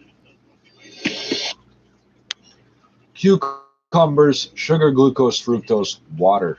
First 3 ingredients. Water. Think of that one. White vinegar, salt, modified cornstarch. Isn't that MSG? Dehydrated peppers, spices, it says mustard, and seasonings, calcium chloride, xanthan gum, potassium sorbate, polysorbate 80, and color, which has tartrazine. This is so important that your food looks the right color. And of course, they are the runaway Premier League lead as their closest challengers. Manchester United faltered yesterday. They held to a 0-0 draw at Leeds on Sunday. So they're now 10 points off the pace are Manchester United with 5 games to play. Also in the Premier League, Burnley looks safe. Cucumbers are useless. I don't know why they grow them. Oh, okay. Yeah, you know, the ocean scares me too. I don't like not where the bottom is of things I'm in. It's at the bottom. So in my life, I've found the bottom many times. But when it comes to swimming, I haven't got there yet. And it makes me nervous. I got another one, 877-399-9898. I spent summers in Timmins area, and yes, they have bloodsuckers. See, that was Northern Ontario. I was Southern Ontario. Okay, is there a difference? Yeah. Well, I guess one's north and one's south. Yeah, one's north, one's south. Tiny bugs that look kind of like a spider. I wonder what makes a lake get Anybody know what I'm talking about? They're so small, only little kids can see them. Because that's how you get rid of them. If you get what you pour salt on, or you burn them. Well, nothing wants to go in the Great Lakes anymore, so that's that right? I was near. Yeah. Oh, really? Why? What's wrong with those? Are they smelly? Yeah, I've never been to them. Do you have a favorite of the Great Lakes? Yeah, probably like either Superior or Huron. Oh, those are the nice ones. Oh, wow. Those are the ones that are still in decent shape. Like Erie and Ontario, yeah. These idiots don't understand. Shit flows downhill. I keep saying that shit rolls downhill. All right. All right, let's do this last one quick here. Are you okay with renting a movie? So if you think about all the chemicals and pollution and shit in terms of time, if you go back in time, like what was it like in the 80s in terms of what you were allowed to do, the 70s, the 60s, it gets bad the further back you go. So all the water here in Lake Ontario, I think the average transit time is 8 years, and then the next one is 7, and then so it's 25, 35, 40 years, something like that it takes for all those chemicals and crap to end up where we are. And so for the last, let's say 60 years, they haven't been dumping 40 years, whatever. They haven't been dumping all the same shit in those lakes, partly because of environmental laws, partly because of economic collapse. Fuck you. No, those lakes are nice. They're not as messed up as the other ones. They were way worse. That rolls downhill. Why is that so hard for white people to understand? These are guys that think of themselves as smart. The movie. And then I was thinking about it, I was like, oh, what? And then I was like, I actually got my hands in front of me. I was like, I want to like feel it. I want to know what's going on. I want to smell it. And I don't know how to flip. Like, I want to just walk and see everything in front of me, like flipping in categories I don't like. So I miss renting movies. I enjoyed the process. So that's a thing. And hey, Brian, at that Blockbuster, were they doing the overnight stay thing that you could do there? Did you know about that? They did the Airbnb for a while. They did. I don't think they do it anymore because they actually got quite a bit of business. But yeah. Wow, that would have been great. Okay, here we go. Renting movies online, sure is, but the downside is you don't get a chance to hold them in your hands. Right. The upside is you don't need to worry about late fees. Oh, I never even thought of that. You don't get late fee. Oh, because you only get it for 24 hours. A Texas woman recently learned that she had to deal with a massive late fee. CBS Dallas Fort Worth. Yes, Jomo, we know you're there. We don't care. Found out she was wanted on a felony charge. Get this. Because she failed to return a VHS movie rental 21 years ago. The outstanding arrest warrant for embezzlement was discovered when she tried to renew her Texas driver's license. Karen McBride says she has no memory of renting Sabrina the Teenage Witch, and the video store is long gone. Prosecutors have dismissed the charges. Yeah, I would have said I don't remember renting Sabrina the Teenage Witch either. If it was Buffy the Vampire Slayer, I would admit to that because that was a great show. Yeah, look, come on. It's a movie. You can't even play it in anything anymore. So what are you going to do? No late fees. No late fees for this lady. Go rent a movie. It's fun. 877-399-9898. That's the number you're going to text right now and or call 877-399-9898 because we're taking your COVID walkout songs. What that song you want to hear when this is all over. And we're going to talk about the dawn that is on its way next on the shift. No flipping. We're here for the Night Owls. One of the stories I heard today was about this, in the last 24 hours, about Biden. No, it was today. Biden's policy changes, whatever, towards reuniting families because of the United Nations Convention on the Rights of the Child, which is a complete fucking farce. 680 News, Toronto. From the 680 News Traffic Center, I'm Jasmine Graywald. This morning, you can expect a lot of construction. So because of the way the Canadian government is, and the British before them have always asserted that somehow they are taking care of us and we're their charges, so to speak, it's not just, what is it, DRIP, the UN DRIP that applies to us? It's also the Convention on the Rights of the Child. Doesn't matter if you like it or not, yes, it does. Kennedy Warden are closed. Oh, and I know there's a statute of limitations for buddy throwing blood in your face. No, there's not. What he did is a part of a genocide that's ongoing. It's a crime against humanity, against the people, an identifiable group that is protected under the charter. And temperatures close to... I could wait 20 years and still charge him. It don't matter if the cough that came wanted to charge him or not. They had a whole speech ready for me about not charging him. Like, you need to collect that video no matter what you fucking think about charging him. Oh yeah, I could call them anytime. They have to charge him. Today, 12. 22 minutes after the hour, Ms. Call, and thanks for staying tuned into All News Radio. Starting off on the West Coast, it's a dream collaboration. A South Asian artist from British Columbia is over the moon after she was approached by the Vancouver Canucks in order to get COVID. Why would you go anywhere near the Canucks? Used in unclaimed vehicles. These cars or any team, but the Canucks are the ones the Canucks are the ones where she is. Fucking 20 some odd cases of COVID. These are athletes. Their entire career, they have nothing else they can do with their life now. They're committed enough to the game that they can't do something else with their life. You fuck up your lungs, you'll a split second, a tenth of a second loses you that medal or that contract or whatever the fuck. On the coronavirus front, but it is an interesting one. So what are the chances of having bad side effects from vaccines? All these radio's Brendan Rowe asked Dr. Peter Uni of Ontario's COVID-19 Science Advisory. That's an interesting Freudian slip, because radians is a measure of a circle, like degrees.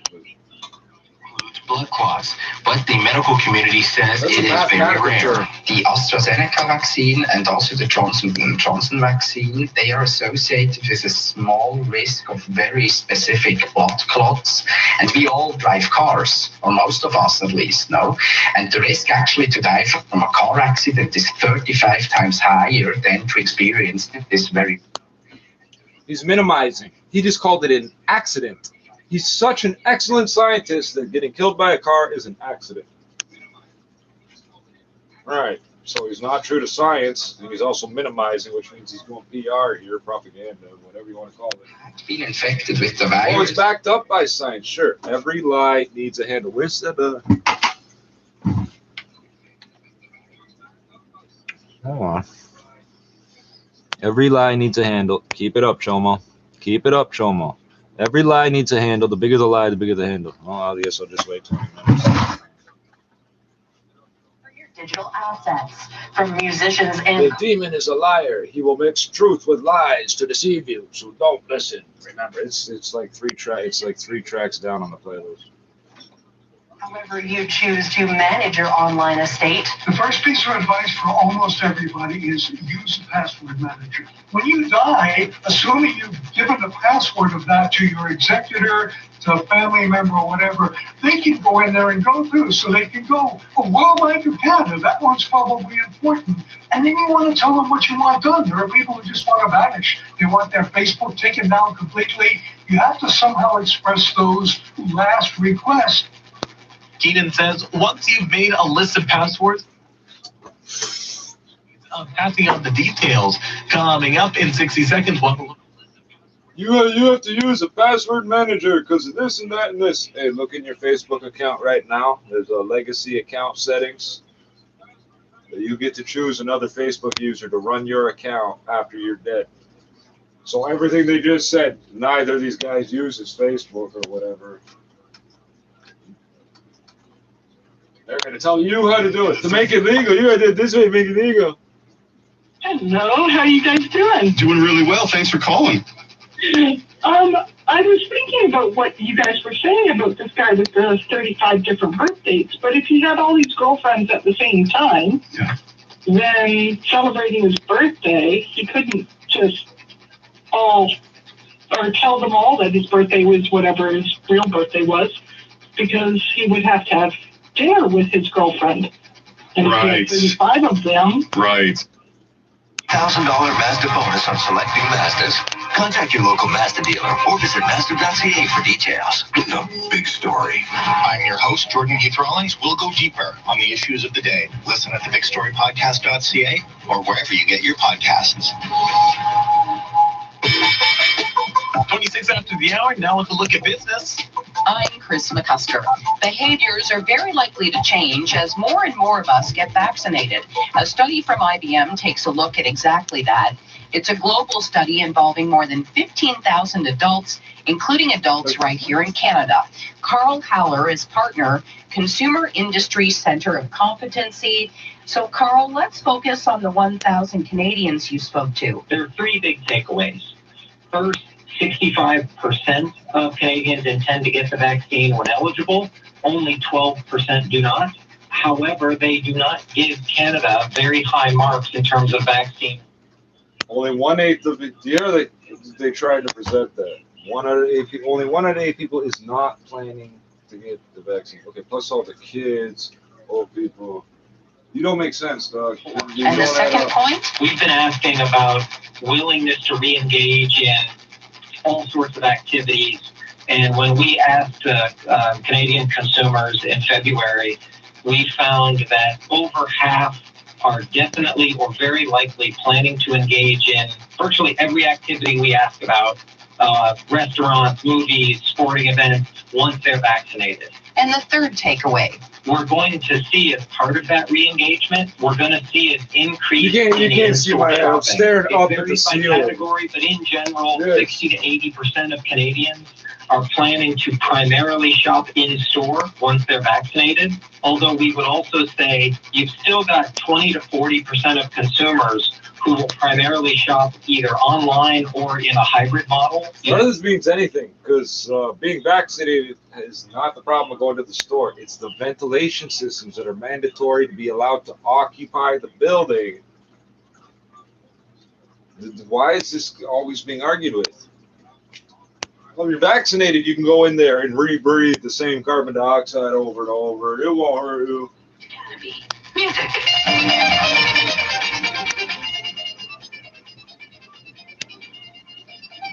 Okay, Goo-Goo, stop the music. Looking for tips on how to talk with your teens about cannabis?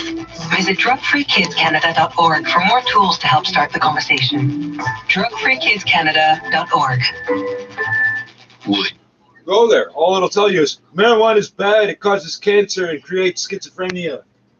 Educated thousands of investors with our simple. That thing about schizophrenia, that rumor is so common, and the causing cancer is so common. People will, like, if you mention schizophrenia or weed within the same 10-minute section, someone in the area will pipe out, oh, for some people, it doesn't cause it. It's in them, but it's not active, and the marijuana activates it. Ask them what schizophrenia is, they can't answer the question. Ask them how weed works, they can't answer the question. They're all experts on how it causes schizophrenia and lung cancer. Hello, I'm Renee Bernard, and here's what's making news right now. COVID strikes the sports world once again, this time a Canadian tennis star. COVID infections slow down slightly in Ontario, but pick up in Atlantic Canada. You can cure COVID, but you... So remember, they've only said this twice over the last 16 months. The hospitals don't all report numbers on the weekends. It's Sunday. People don't go out and get tested on fucking Sunday, Saturday, whatever the weekend either. And they never did update the number from last week, the week before. When the Rogers outage was. They told us a lot of places started reporting the numbers on paper. And then 24 hours later, the number never changed. They never updated the number. They never carried over the amount. They might take 3 months to carry over the amount. To a robo-advisor. Those stories and more coming. A robo-advisor. Why don't you just invest in index funds, which are managed by a robo-manager? The route to eastbound 407. In fact, if everybody in the world put all their money into index funds, you'd all be equally rich all the time.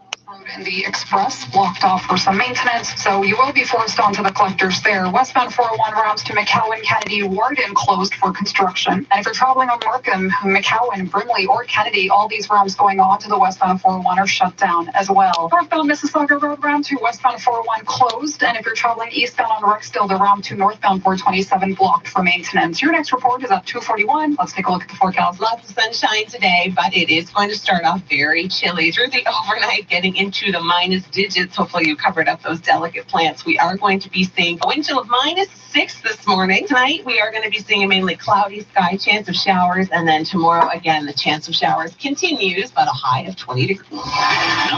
-6, high of 20. What the fuck?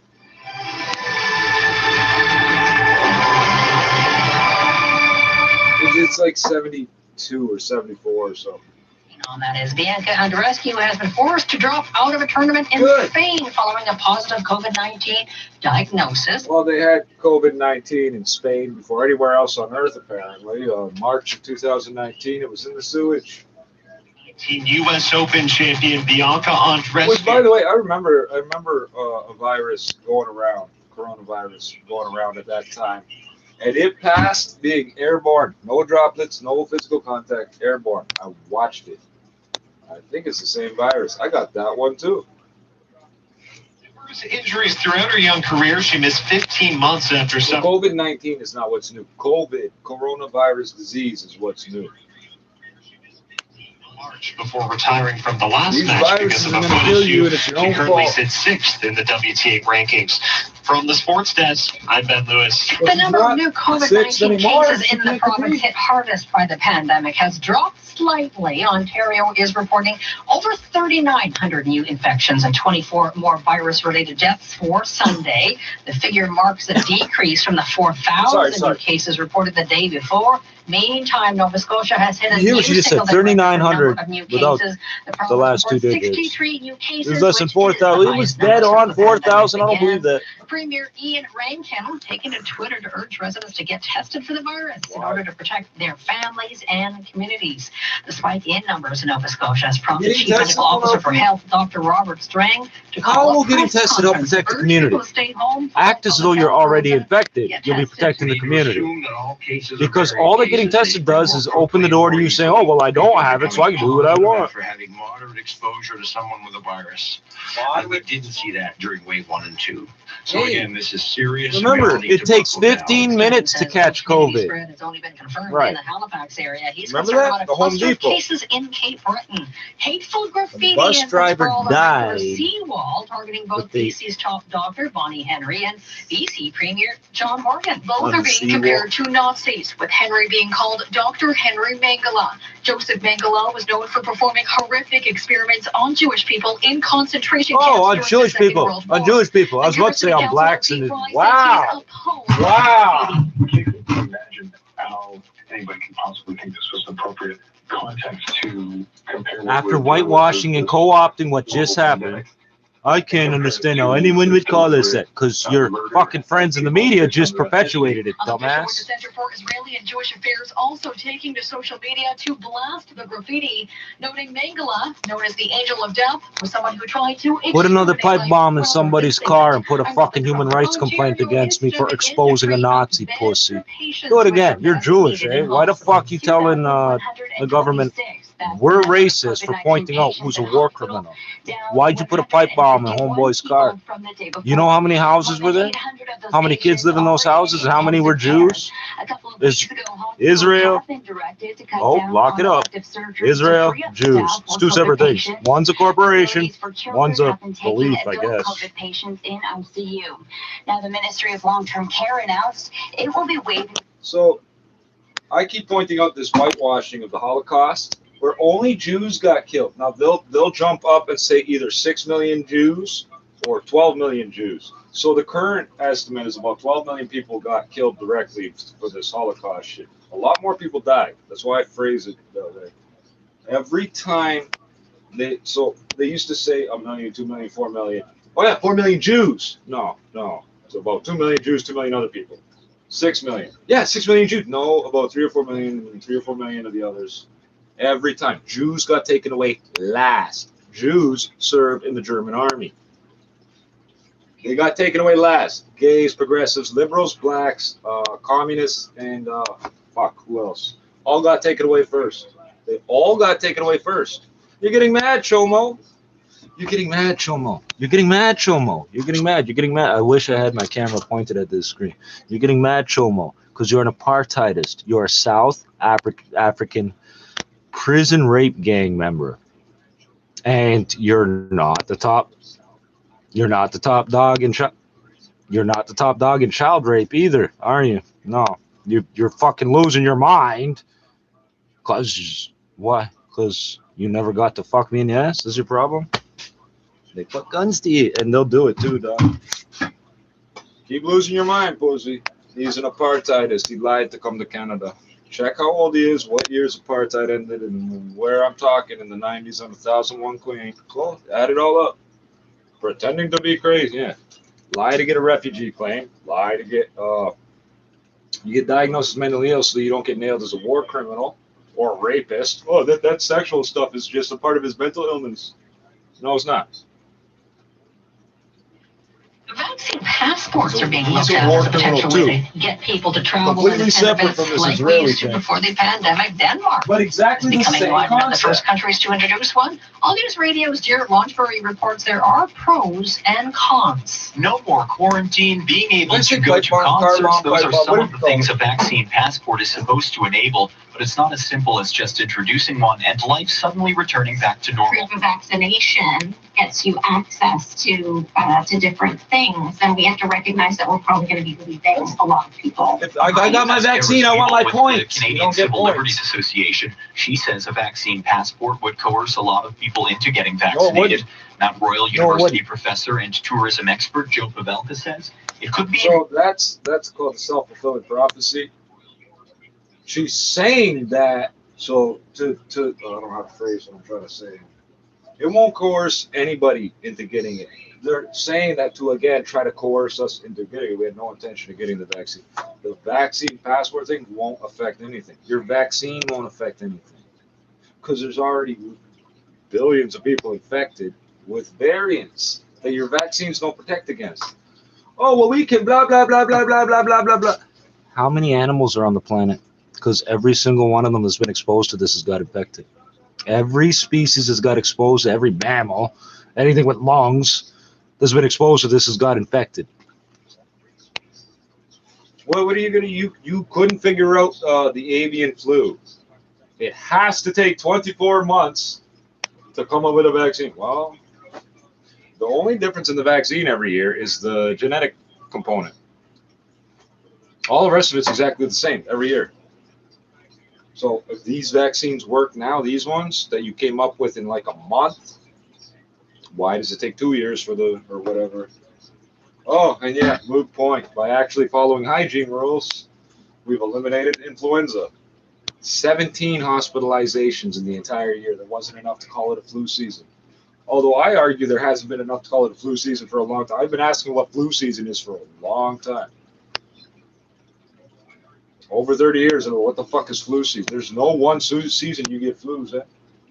Winning. Mia Neal and Jamaica Wilson shared that award with Sergio Lopez Rivera. Oh, who cares? Is 9 minutes long. You said 2 minutes. Oh, I thought you when you said 9 minutes, I thought you were talking about the Grateful Dead. Let me just double check my time code here. I wrote down. Oh, Brandon, is this number 4? What was it from 2008 to 2018 or something like that? They made 1,100 films. Just the mainstream big label films. What are you getting awards for? That's like the highest score on a video game. Like it's nothing. Yeah. Included in the fight. So we get a nice build up, right? So this is what's playing as the vaccine is going into my arm. Okay. So I just left. The nurse has given me the high five. Yeah.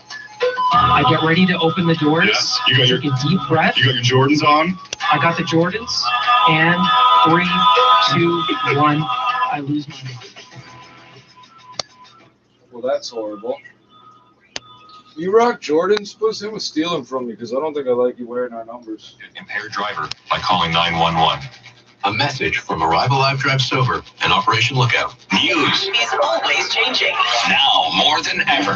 Listen 3, 4, 5 times a day. This is 680 News. Ask to play us on your smart speaker. From the 680 News Traffic Center, I'm Jasmine Greenwald. We're looking at tons of maintenance this morning. If you are traveling eastbound on the 401, the round to eastbound 407 None all is weekend. shut down. And we Monday have some morning, expressway let's go. closures on the eastbound 401 as you're approaching Meadowville to Brook Road in the express. That's blocked off for some maintenance. Moving over to the westbound Brock 401, Road. Did they say 401 has to be if it's Brock Road? That's a sinkhole. And if you're traveling on That's a sinkhole. McCowan, Brinley, Kennedy, I've been waiting for that thing to come back onto since the westbound 2019. 401 also shut down. There's a sinkhole at Brock Road.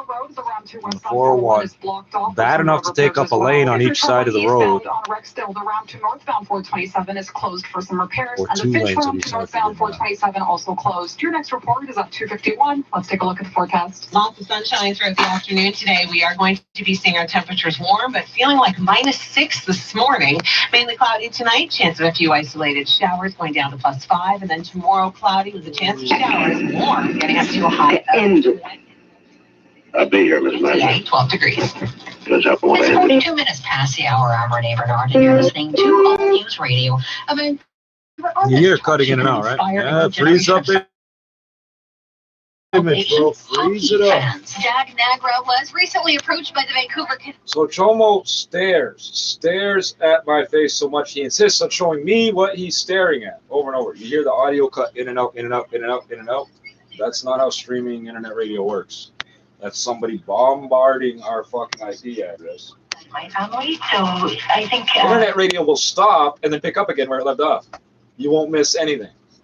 This cutting in and out 30 times, that's Chomo. Canucks logo can be purchased at benbase.ca, and you can see. Don't think about it. Tell me what compares to Nazis. You are Nazis. All the fucking government people in BC are Nazis. You're listening to Rogers Corporation. That's right up there with Bell and all the rest of them. Has a swastika for a fucking logo. No one talks about that. The stations that aren't owned by Rogers are nonstop talking about their Rogers phones and products and how they don't work. But they keep paying it anyway. Like they use it's their real shit. But like there's always something wrong with it. a medical alert This bracelet has station been owned by Rogers. Talk all day about how your phone doesn't work. Rogers is going to give you a 30th of $4, even though you only deserve a 60th of $4. Keith here from Speedy Glass to tell you that sometimes even the best drivers. You ever hear reference to 3-penny coins? It's interesting. The only place I've ever seen, the only place I've ever found a reference to 3-penny coins, 1, 2, and 3 cent coins is concentration camps. So it's odd. It's one of those odd things.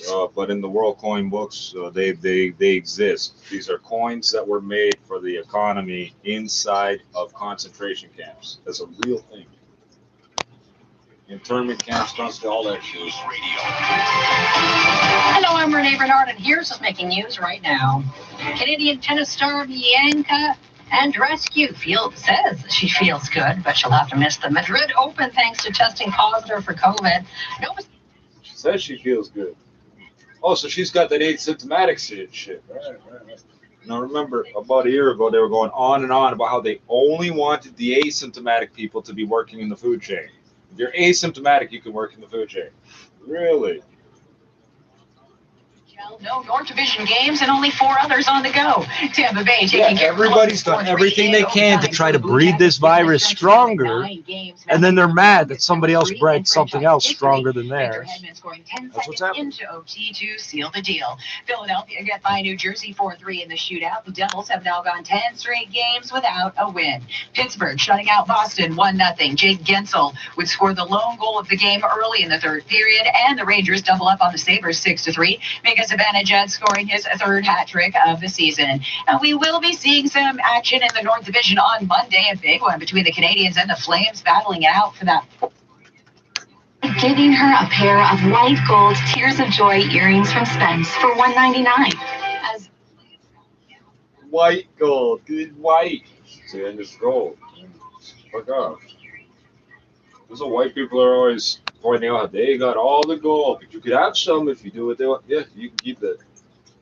Need your vehicle. Yes, you heard it here first. We will pay top dollar and give you cash for your car on the spot, even if you don't buy a vehicle from us. Why would we do that, you ask? Because at WeFindYourCar.ca, we are constantly filling car orders for our customers. How do you sell or buy a car? Oh, I get it. You're going to sell the car you buy from me. I was wondering what you do with all the cars you buy. And then I was wondering where all these used cars you sell come from. Jesus, buddy. You made it make sense. with a minor glute strain. 5 relievers then came in and completed the shutout. Jays manager Charlie Montoyo obviously loved that performance. It was awesome. I mean, to pitch with no room for error, you know, it was a great game. And of course, it's a great win, you know, against our division. And we knew that there was no room for error. So everybody had to do their job, and they all did. They all did a great job. After the game, Ryu saying he did not feel it was an injury. Doctors agree it's not major. Ryu said he plans to begin preparations for his next start as he would under any normal circumstances. The Jays are back to work Tuesday against the Nationals. Arizona Diamondbacks pitcher Madison Bumgarner threw a 7-inning no-hitter, but the accomplishment not going to appear in Major League Baseball's record book. Bumgarner struck out 7 batters and no-hit the Atlanta Braves in a 7-0 victory to complete the doubleheader sweep, but 7-inning no-hitters don't officially count because it was a shortened game. Sports at 15 to 45 past every hour or anytime at sportsnet.ca. I'm Renee Renard, and you're listening to All News Radio. A 14-year-old in Vancouver is in custody following a fatal stabbing over the weekend. The victim was a 15-year-old. The violence erupted on Saturday in a park. Vancouver police say 2 groups of teenagers got into some sort of fight. Police say a 61-year-old Asian man has been attacked by a man who kicked him repeatedly in the head in East Harlem. Reporter Diana Rocco has more from New York. Victim's family identifies him. Did you hear that? 2 fucking days later, he said, yeah, 14-year-old killed a 15-year-old. By the way, in New York, I don't give a fuck about New York.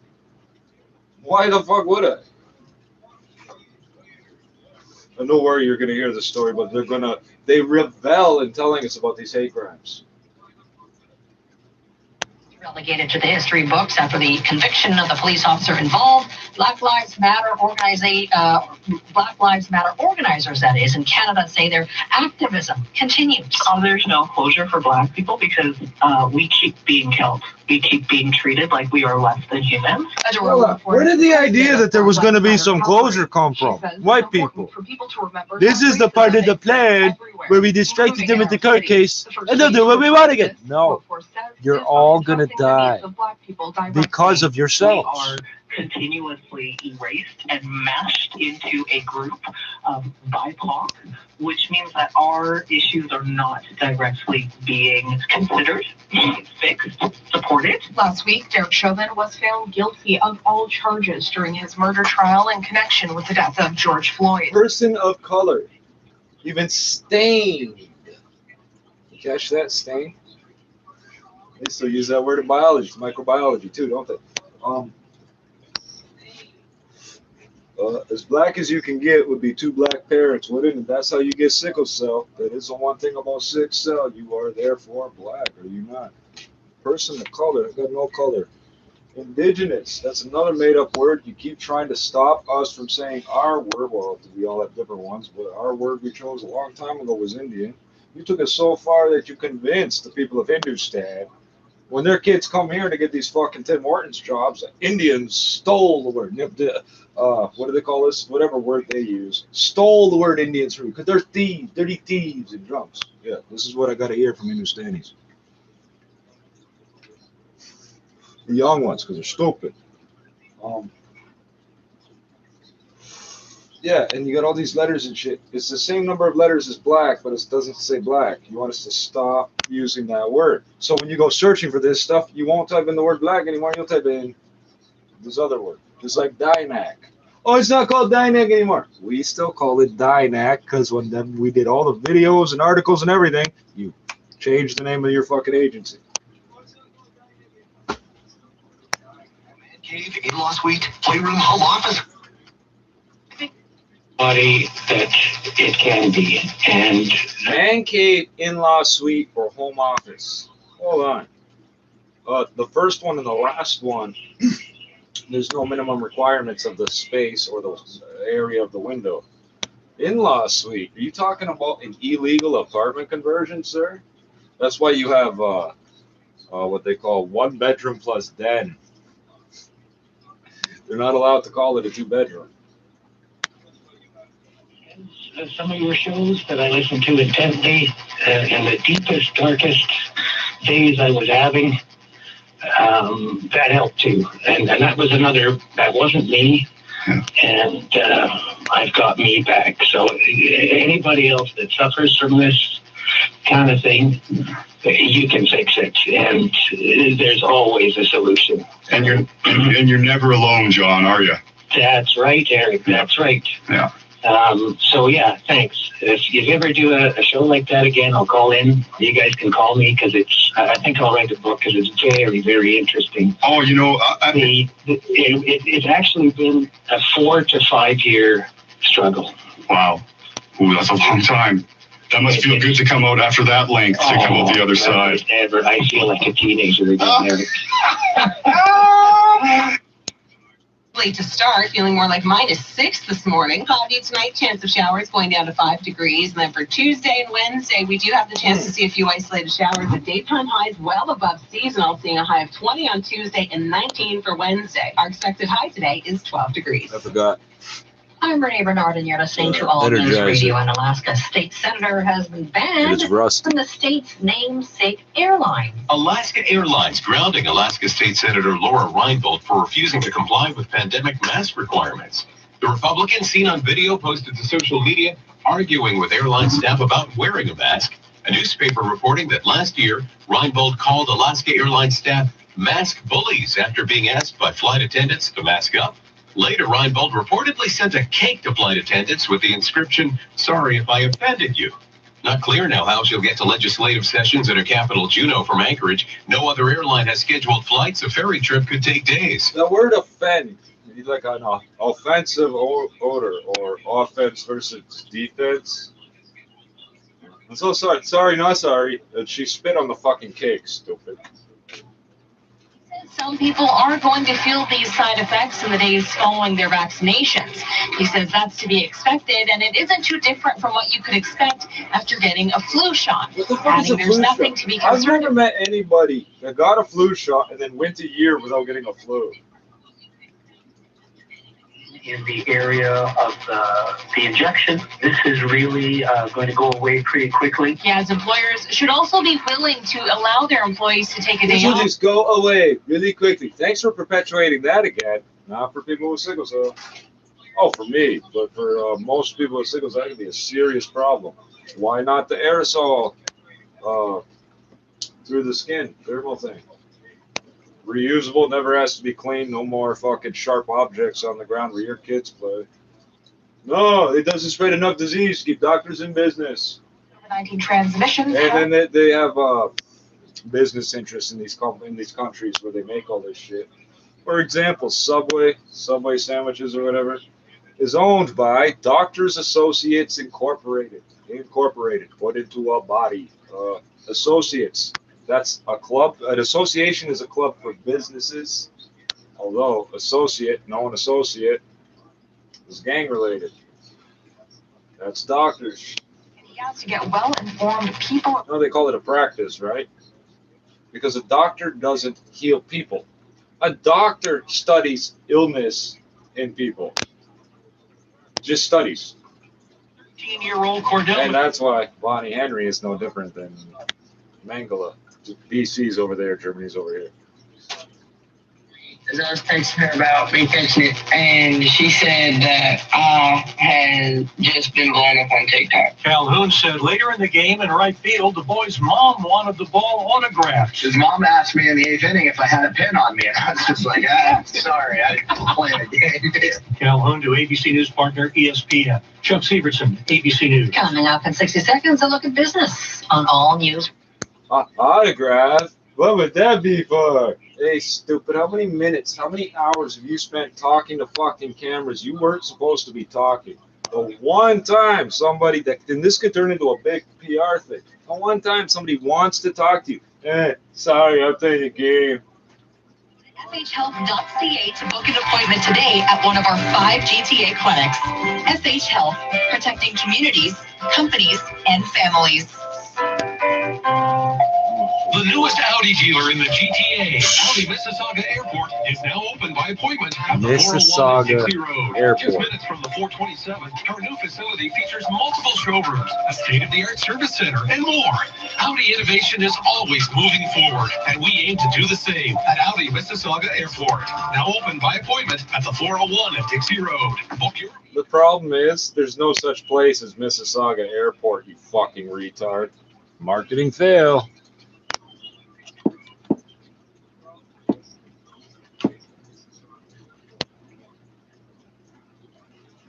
Mississauga Airport. It's not a place.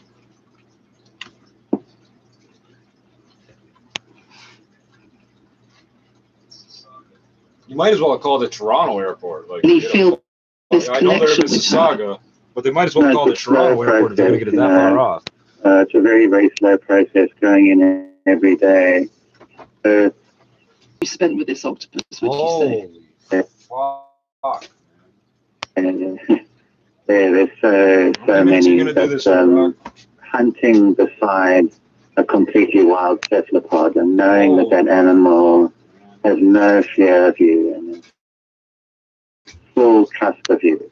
And you're literally getting to witness this animal as if you're a fly on the wall. And watching her incredible Up and down, the slow-mo chomo is on the scene. Wow. She changes strategy according to her prey. You've been trying to do that for 6 hours, bro. We know you. Yeah, keep freezing it up, dog. So what? When you show me a picture that you want me to see of me, that just tells me you're staring at a picture of me. It has nothing to do with me. I don't give a fuck. Your whole humanity. I've been on TV and newspapers and shit, who can everything. call I don't give a himself fuck. an Oscar winner now, he give a won fuck? Best Documentary Feature. Remember, the first year you were doing this, you thought I didn't know the camera was on. 4. Yes, up and down, Shomo. Keep it up. Keep it up. Up and down. Son is to feel love. Love for him and love for the world. You heard one click, the station changed. How did he I couldn't have hit the other away? thing. This is what he's going to do over and fucking over all fucking day. Yeah, he started 4 minutes before the top of the hour. He's so creative. Well, he figured out we're doing it every hour. Yeah. Because you thought somehow, this idiot, somehow he's such a good head shrinker. He gets into the minds of children. Somehow you fucked up when I said it's been military in my life, my whole life, because we go back generations. You heard, I've got some long lost memory with my dad. No, you don't understand. Strike the hour. Strike upon the hour. You're not listening, stupid. You're not military. You were part of it was a government. This was a corporation, a gang that raped and killed all sorts of children. That's what you did. That's why you had to run from Africa to get here. You're half Hindustani and half what appears to be Dutch or German.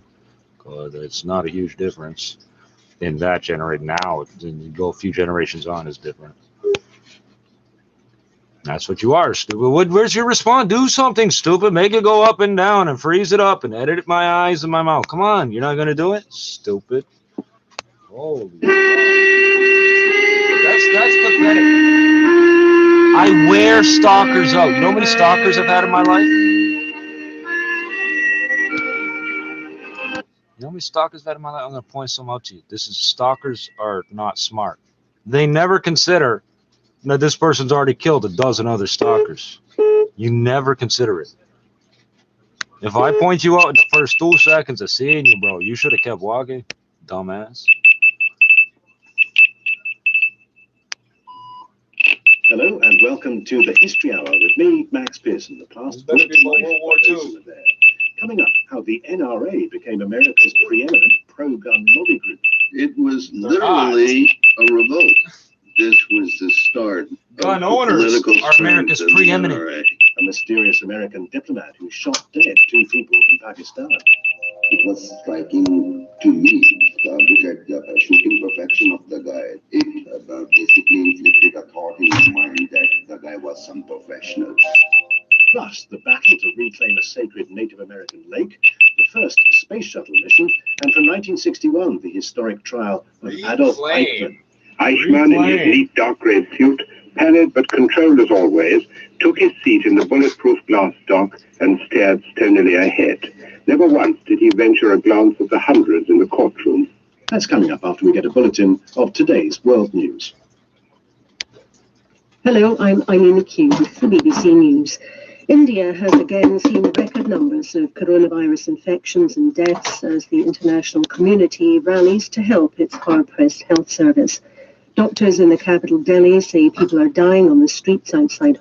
So there were at least 2 Italians, about 1 or 2 dozen South Africans, and several Germans all making the same comments to me about how I don't really own the land and I'm not really black. And look at you, you're wearing jail clothes, and making these little snide remarks like oh, thank you for opening the door for me, because niggers are supposed to open the door because they're ordered to, right? The reason they keep making remarks about these jumpsuits, one of the things about these jumpsuits,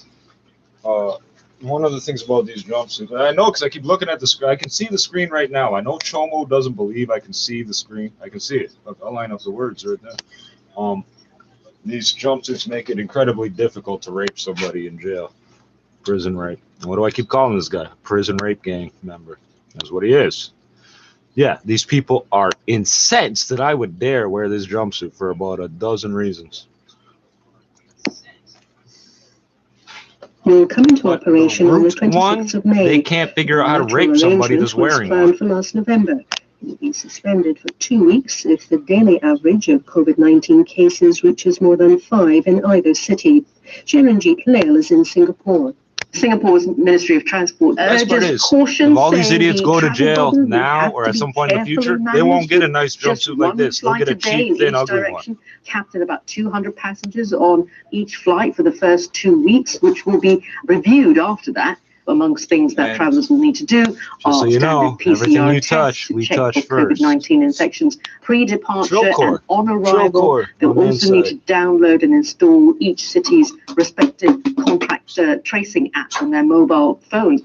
Oh, yeah, every single one has a different app. Wow, that's helpful. Have been the big winners at the Oscars ceremony in Los Angeles. The depiction of a community of van dwellers in the United States won Best Movie. Its lead, Francis. Remember when they told us they were going to stop doing contact tracing and instead tell the infected person that they need to start contacting people? Yeah, that's right. The person who's dying and won't recover is expected to contact all of their contacts. If you're looking for the worst vector, the ones that have the most effect, it'll be the ones that had the most personal care workers and least capable of doing it. And then what was the other thing? When's the last time you heard them mention the COVID Alert app? When's the last time you heard them mention the COVID Alert app in Canada? What, July, August? Nation offering his profound condolences to the families of the 53 crew members who died when their submarine sank 5 days ago, describing the victims as patriots and the best sons of the nation. Joko Widodo said the other thing about that app, you have to be within the distance your phone thinks is the right number of meters. 3 times in a row, every 5 minutes it checks. So yeah, it checks once every 5 minutes. So if I'm in the room for 4 minutes and I leave for a minute and come back for 4 minutes and leave for a minute, come back for 4 minutes and leave for a minute, and I cough 10 times a minute, your phone will say you're perfectly safe. President Hassan Sheikh Mohamud and a senior opposition leader say their homes were attacked. Apple is expected in the next few days to release an upgrade to its operating system for iPhones, which has led to public disagreements with another tech giant, Facebook. The latest upgrade will include privacy changes, as Amal Rajan reports. Until now, if you own an Apple phone, all the apps you've downloaded have automatic access to something called your unique identifier for advertisers. It allows companies to track your activity across other apps and so build a detailed picture of your behavior.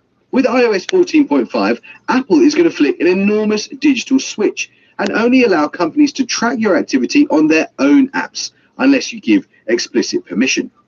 Britain's opposition Labour Party is calling on the government to publish all communications relating to emergency procurement measures brought in to tackle the coronavirus crisis as allegations of impropriety grow. The senior shadow minister, Rachel Reeves, has demanded full transparency on how COVID-related contracts were awarded to preferred companies. And that's the latest. I guess the necklace was taken about 9. Must have been right after we opened. Give us a description of the piece, sir. Yes, I have it right here. Got it from the insurance records. Have a drawing of it. We always have that done on high price diamonds. Here you are. Thank you. What value do you place on the necklace? It's insured for $8,000. I'd kill you for it, so I guess it's worth it. Can you tell us exactly how it was taken? Yes, I can. It was just after 9. We just opened the front doors. People had started to come in. Lots of shoppers, Christmas, you know. Well, this one couple came in, asked to see some of our more expensive necklaces. Henderson brought the tray out of the safe and showed the collection of the people. Henderson? Yes. He's the clerk who was waiting on the people. Oh. I gave him his notice. I had to. It looks to me like carelessness. I wonder if we could talk to him. Yes, all right. Thank you. You already fired him. Miss Courtney, would you have Henderson sent in here, please? Yes, right away. What? No, tell him I'll call later. That's right. Have him leave the number and I'll call back. Right, yes. He'll be right in. All right, thank you. How long has this Henderson been working here? I'd have to check the employment records to be sure. Offhand, I think it's been about 5 years. Ever since we opened at this location. We used to have a store downtown, then we moved out here. Mm-hmm. Where did he work before that? Well, let me see. I think it was someplace up north. San Francisco, I believe. Yes, he worked in a store up there. Had excellent references. He's a good salesman. But you gave him notice, huh? Well, I felt it was the only thing to do. If he's getting careless, he has no business working in a store that deals with expensive merchandise. Mm-hmm. Excuse me. Yes? Send him right in. What? No, please tell him to call later. No, I'm not into anyone. No one but Sharon. My wife. Yes, sir. Come in. Do you want to see me, Mr. Armstrong? Yes, come right in, Henderson. These are police officers, Mr. Friday and Mr. Smith. This is Charles Henderson. How are you? Hi. How are you? They'd like to ask you some questions about the theft. Yes, sir. Anything I can do to help? Could you give us a description of the couple you waited on? Yeah, I think so. The man was about 35, maybe 40. About how tall was he? Maybe 5'11", might have been 6 feet. I'd say he weighed about 155 pounds, something like that. Uh-huh. How about his coloring, his complexion? It was light. Looked like he'd been out in the sun, though. His nose was all sunburned. I noticed it because you don't often see people with sunburns like that this time of the year. You know, December. Mm-hmm. How was he dressed, do you remember? He had a gray hat on, gray chalk striped suit on, flannel blue shirt, maroon tie. Didn't see his shoes. He had on one of those new round collars, though. You know, rounded here on the collar point. Mm-hmm. Was he clean shaven? No. No, he had a little mustache, one of those that looks like it's drawn on with an eyebrow pencil. Just a line, you know the kind. Uh-huh. How about the woman? What'd she look like? She was a small woman, not much more than 5'2", little, about 100 pounds. Real pretty. She had dark hair and blue eyes, very fair. I noticed it because I thought at the time that maybe she dyed her hair. Mm-hmm. Did you have any marks or scars you saw? No, I don't think so, no. How was she dressed? She was a little too overdressed, had a dress and a coat, had a jewel clip here on her dress. She looked kind of flashy, cheap, you know. I see. Anything about the way they talked and the accent, anything like that? No, nothing I can remember. Would you remember if either one of them wore glasses, maybe?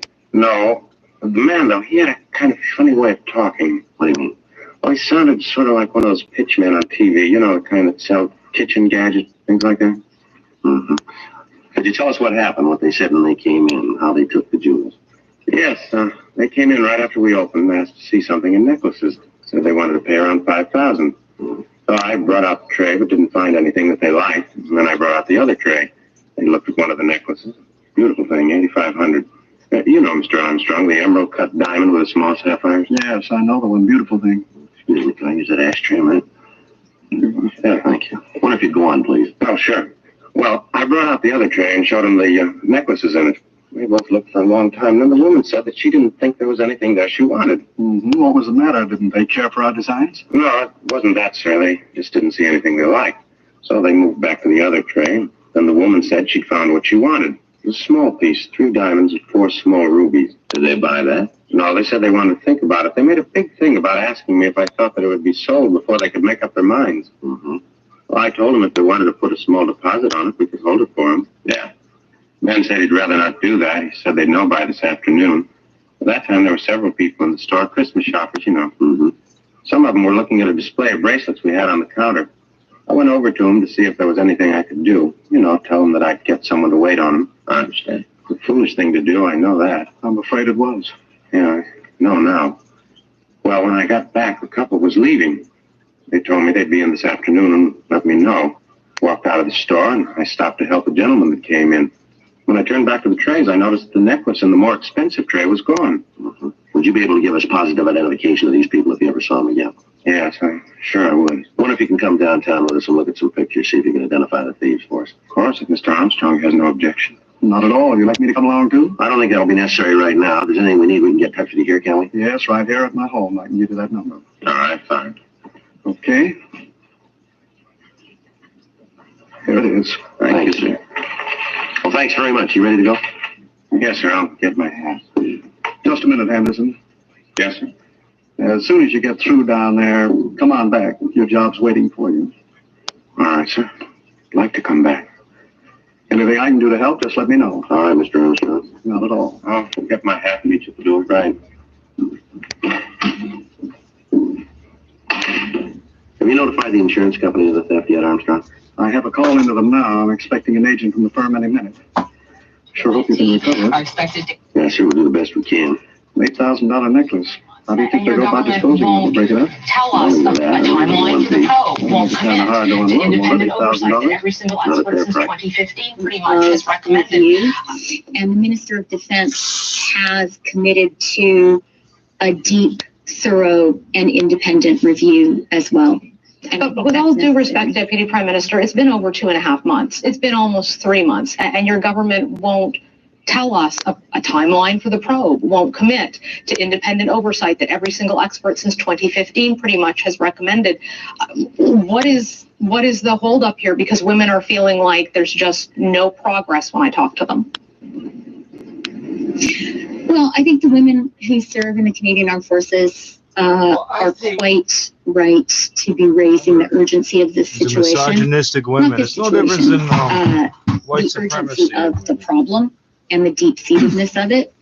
And I just want to assure them that we take it why do you want to have very sex seriously. with your father? Putting this measure in the budget is one sign of that seriousness, and there is a lot more to come, and that's necessary. Up next, a push for accountability. Will the government apologize to the men and women of the armed forces for not taking action sooner on sexual misconduct? My interview with the Deputy Prime Minister continues. I want to ask you very specifically today, Prime Minister, did you know about any allegations of any concerns of sexual misconduct, regardless of the content, in 2018 or before and when you extended General Vance's term and gave him a raise? No. Welcome back. That was Prime Minister Justin Trudeau at a press conference last month. His office maintains he did not know about the allegations of sexual misconduct against General Jonathan Vance in 2018. But should someone have told him? More of my interview with the Deputy Prime Minister now. I want to ask you about the testimony of Elder Marquez on Friday. He's a former senior advisor to the Prime Minister. He revealed at committee that the Prime Minister's Chief of Staff, Katie Telford, was aware there was an allegation against John Vance. The Prime Minister says he was not told. Should he have been told? So it's Friday afternoon, Mercedes, and I haven't had a chance to fully or carefully even review Elder's testimony. But I do want to say about Katie Telford that as someone who's worked with her, she is a really committed feminist. And Can you answer the fucking question? She walks the walk. She has put in place measures inside our government, inside our caucus, inside our party, to root out sexual harassment, to ensure we have safe workplaces. And I know that's something she's deeply committed to. So if the Prime Minister's Chief of Staff was aware of this but never raised it with him, you don't think that's something he should have known about?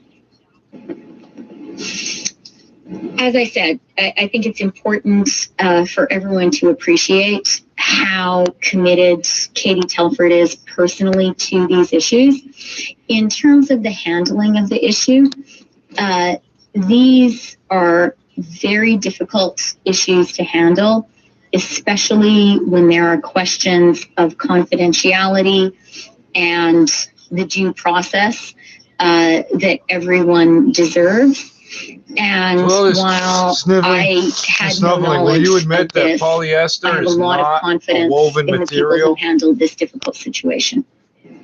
And yet, Deputy Prime Minister, Those none of them masks say 65% non-woven apparently. material. None of them brought this to him What's when the he was making the decision to keep General Vance in the job, making him the longest-serving Chief of the Defence Staff in Canadian history. That spanned a time during which Major Kelly Brennan says they were having an inappropriate relationship for 2 more years beyond that. the chief of staff to the Minister of National Defense, the chief of staff to the Prime Minister, the Minister of National Defense, the clerk of the Privy Council, a senior advisor to the Prime Minister, and yet nobody put this on the Prime Minister's radar. Doesn't it seem like something, in your opinion, he should have been aware of when he was making some of these decisions? The most important conclusion I draw from all of these revelations is we have some deep problems in the Canadian Armed Forces. We need to get to the root of these specific allegations, and that is very important. And we also need a systemic solution, because young women who want to serve their country need to know trying to pander to women. This is a misogynistic woman. And, you know, one of the things that has been the most moving for me in the testimony of the really courageous women who have come forward is how, specific allegations, you're going to find the person that made the allegation and fuck them up. That they've told us about. They've also talked about their deep commitment to serving Canada, women offenders, their deep commitment to the they armed forces, really believe that they somehow inherently can't be seen by anybody. They're like super and magical. we have to make it possible in plain sight for more women to serve, and they have to be able to serve in safety. And I understand your government is saying these things, but it seems that when there was an opportunity to take action, action wasn't taken. And in the case of the Minister of National Defense, he refused to look at evidence. And it's an email that we've obtained at Global News. I spoke to the woman who gave this email to the ombudsman. She felt the email should have been enough. She thought the minister would look at it and take it seriously. This is a government that has talked about being feminist. He refused to even look at that evidence. Yeah, and pedophiles love kids. If that email had been seen, we might be in a very different place today. Do you have confidence in the Minister of National Defense? Yes, I do. I do have confidence in Minister Sajjan. You know, in addition to serving in cabinet with him, the foreign minister and the defense minister work closely together. So I've worked closely with Minister Sajjan, and I can tell you he is deeply, deeply committed to serving Canada. He is deeply committed to diversity and fairness for everyone. Immunity can't be trusted, so it's fucking useless to have women. And yeah, I have a great deal of confidence. And shouldn't he have agreed to at least look at this envelope and see what was in it? Neuro-linguistic program. If it was an allegation of sexual misconduct. Nobody did. You said it. You know, again, Mercedes. You know, again, Mercedes. They keep saying your name like it's an order. Sorts of incidents. Especially when there are issues of confidentiality. The type that women make up against men in power because men are supreme. I guarantee she talks to her shrink about trying to fuck her dad. I wasn't one of the people directly involved, but I do know from my own experience how challenging. Hey, stupid! You represent a group. But is it that challenging to just accept an envelope and at least look at it? You represent a group. You're asked about the group in the people who took the decision for the moment. I have confidence in them as people. Carrying out the duties of your group. I wasn't personally involved. That's not what you were asked. Every single person who's mentioned every fucking police someone who cares deeply about women, who cares deeply about safe workplaces, and who cares deeply about serving Canada. Now, having said all of that, I also really agree with you, and I commend your journalism because you are one of the brave women who has brought this to light. I do believe that we need a deep and thorough and independent investigation of everything. Minister Sajjan has committed to that, and I think that will be an important step too. And, you know, the budget is a further, not just indication, but concrete step showing our government's commitment to set things right and to really transform the Canadian Armed Forces in its treatment of women, in its treatment of sexual harassment. It's got to stop. Minister, do you think that at some point your government will apologize to women that people didn't take more action at the time? Do you know how many married couples have split up? Mercedes, that are both I actually think that no woman should be sexually harassed in her workplace. No woman serving Canada should be sexually harassed while doing that. And I'm happy right now today to apologize to any woman who was sexually harassed while serving her country. Mercedes Stevenson with Deputy Prime Minister Chrystia Freeland. By the way, her country, Next, the H is we're talking capitalized. about Her what is the Majesty's most ridiculous country thing that you've ever seen a co-worker do on the shift. No flipping.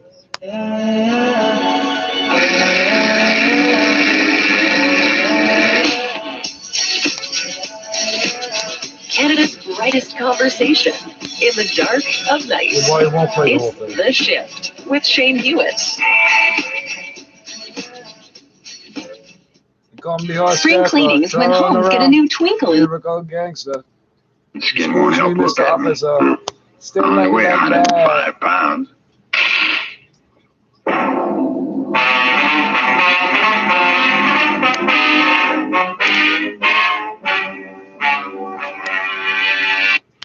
Dope peddlers.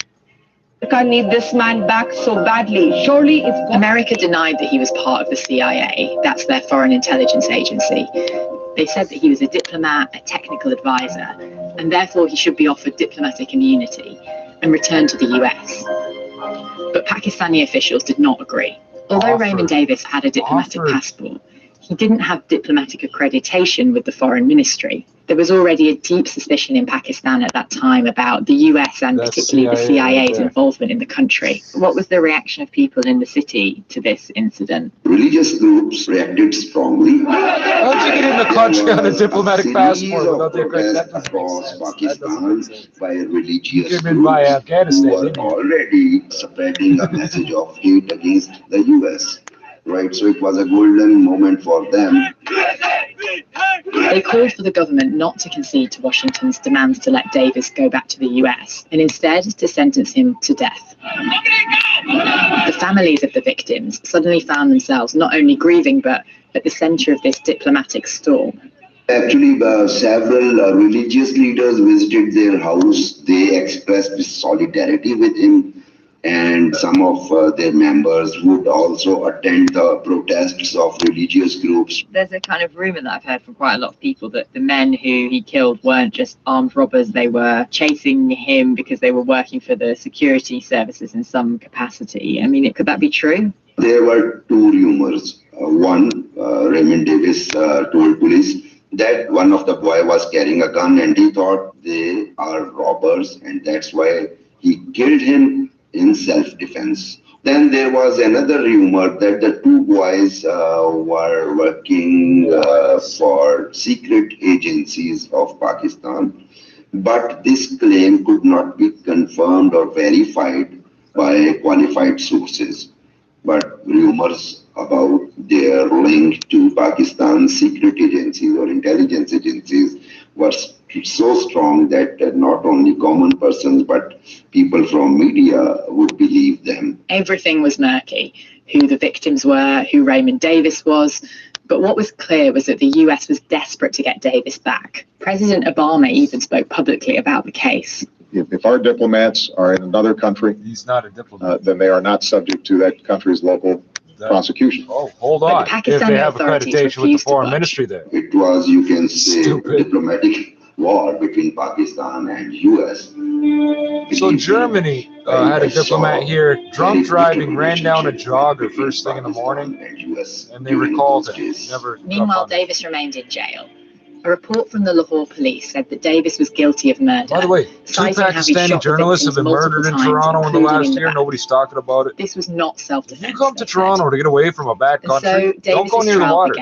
Don't go south of Queen Street. Every second day there would be the hearing of this case. You end up in the water with no proof you were murdered. We would go to the jail and would stand outside.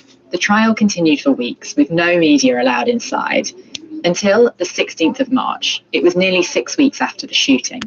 One fine day, everybody was inside, nobody came out, and a vehicle of US consulate left the jail. That was the only thing. And I called a friend of mine who was in authoritative position, and I asked him, have you heard anything about Raymond Davis? He said, yeah, he's in the air, he's going to Afghanistan. What? Pakistan and the US have been talking, and Pakistani officials were questioning whether they really wanted to destroy relations with the US over one man. Yeah, because there's a lot of money on the line.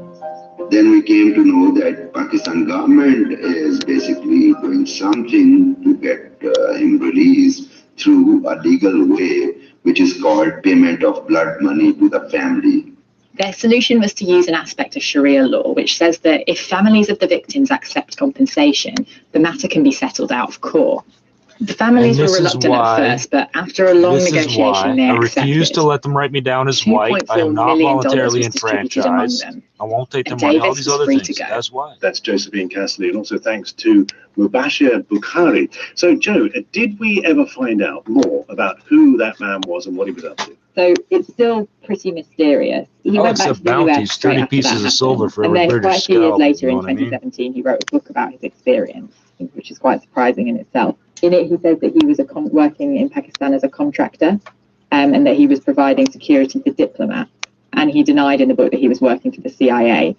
But it has been reported Everybody quite that works for the widely CIA that, denies working for the senior US CIA. sources have The problem confirmed is that he none of was them has a working straight for the answer CIA. about what So, they actually were. I mean, it's still quite fuck, unclear. we didn't really cover know. that in spy Hi Joe, school. it's Alex here. Amazing story. CIA, It does sound a bit like homework, to be honest. Just wondering, at the time the Americans were searching for and I think closing in on bin Laden's hiding place in Pakistan. Look around was there inside your any office. connection? No, I mean, no, I don't think there's any suggestion that the two are connected. I mean, but it does just show that at that time, the CIA had a really big operation in Pakistan, and it was a very delicate time. So, I mean, an American shooting dead 2 guys in central Lahore was basically just really, really bad timing. And maybe that shows why the Americans were so desperate to get him out.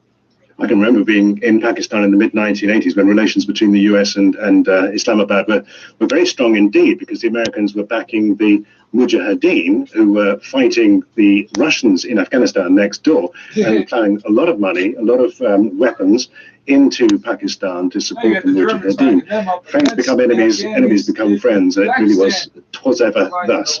And as it happens, next week on the History Hour, we're going to be looking at the rise and fall of Osama bin Laden. That's it for this part of the History Hour. We'll have more first-hand accounts of moments from the past in just a moment. Distribution of the BBC World Service in the United States is made possible by American Public Media, producer and distributor of award-winning public radio content, engaging audiences, creating meaningful experiences, and fostering conversations. APM, American Public Media.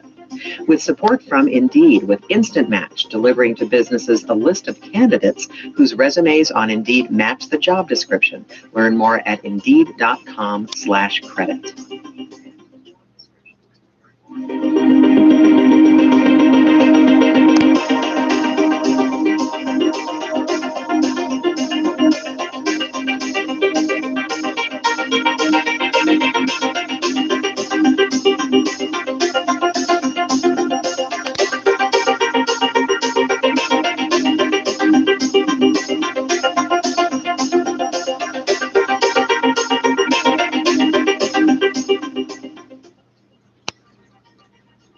Coming up in part 2 of the History Hour, the trial of Adolf Eichmann, a 20th century battle over a sacred Native American lake, and the first space shuttle mission in 1981.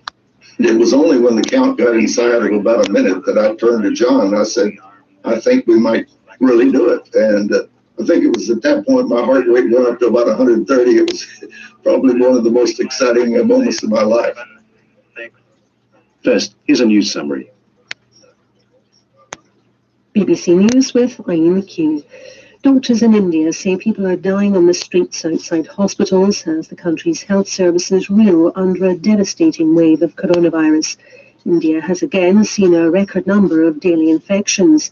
There are strong indications that the official figures significantly understate the number of cases.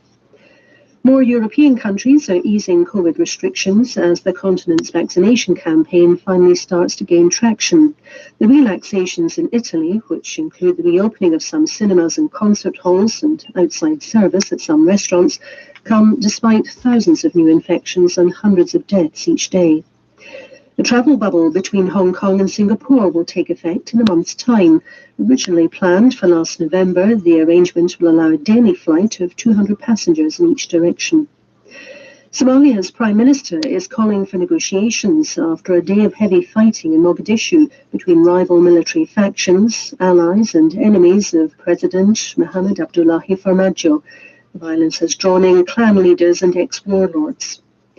Partial results from parliamentary elections in Albania suggest the governing Socialist Party is on course to receive the largest share of the votes. With just over 20% of ballots counted, the Socialists have won more than half of the vote, while the opposition centre-right Democratic Party received 38%. Britain's opposition Labour Party has called on the government to publish all communications relating to emergency procurement measures brought in to tackle the pandemic. Allegations of favouritism and impropriety on the part of the Conservative government are growing. Now, Chloe Zhao has become only the second woman to be named Best Director at the Oscars. Her film Nomadland won the Best Picture award at a unique ceremony governed by strict coronavirus protocols. BBC News. Welcome back to part 2 of the History Hour with Max Pearson and the Witness History team. So let's look ahead at what's coming up. First, Louise. Max, my story is about a sacred lake that Native Americans finally managed to get the US government to give back to them after decades of campaigning. And Alex, I hear, as usual, you have a story about space. It's true. I have some recordings from the first space shuttle mission, which was 40 years ago. So plenty to look forward to. But first, an event that made history and gripped many around the world. This is the trial in April 1961 of Adolf Eichmann, the Nazi official who played a central role in the Holocaust, in which millions of European Jews were killed during the Second World War. For years, Eichmann had evaded tens of millions of other people in Argentina, but he was eventually found and kidnapped by Israeli special forces who brought him back to Israel. And the subsequent trial helped reveal to the world the full horror of the Holocaust. One of the prosecutors, Gabriel Bach, has spoken to Lucy Williamson. It's April 1961. Adolf Eichmann. And inside Jerusalem's district court, the most important trial in Israel's history is about to begin. Adolf Karl Eichmann. In the dock, surrounded by bulletproof glass, was Adolf Eichmann. I didn't realize this was an Israeli trial. That's had run the Nazi concentration But he was tried by a jury of his peers, wasn't he? A whole bunch of blonde-haired, blue-eyed people, aren't you? What? 1961. Let's see if I can just. It took you. And milk or cream. It took you that long. That doesn't make sense. You're back for more. That doesn't make sense. They had to wait for you to build your colony there to have a courthouse to do the trial. That's great. Everybody else got tried right away.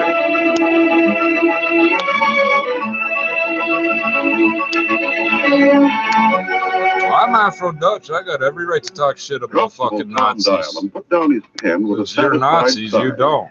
He was glad his reports were finished. And I'll keep repeating when that Sergeant Preston arrived in Reindeer Ridge on patrol, blonde-haired, blue-eyed white people that killed brown people because you want what they own. Muttered, they were just here. We're going to get rid of them. Enjoy that virus.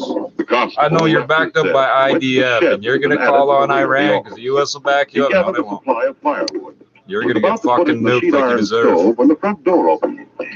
Japanese got the first two, in a minute. And you ran away before we could get dinner partner.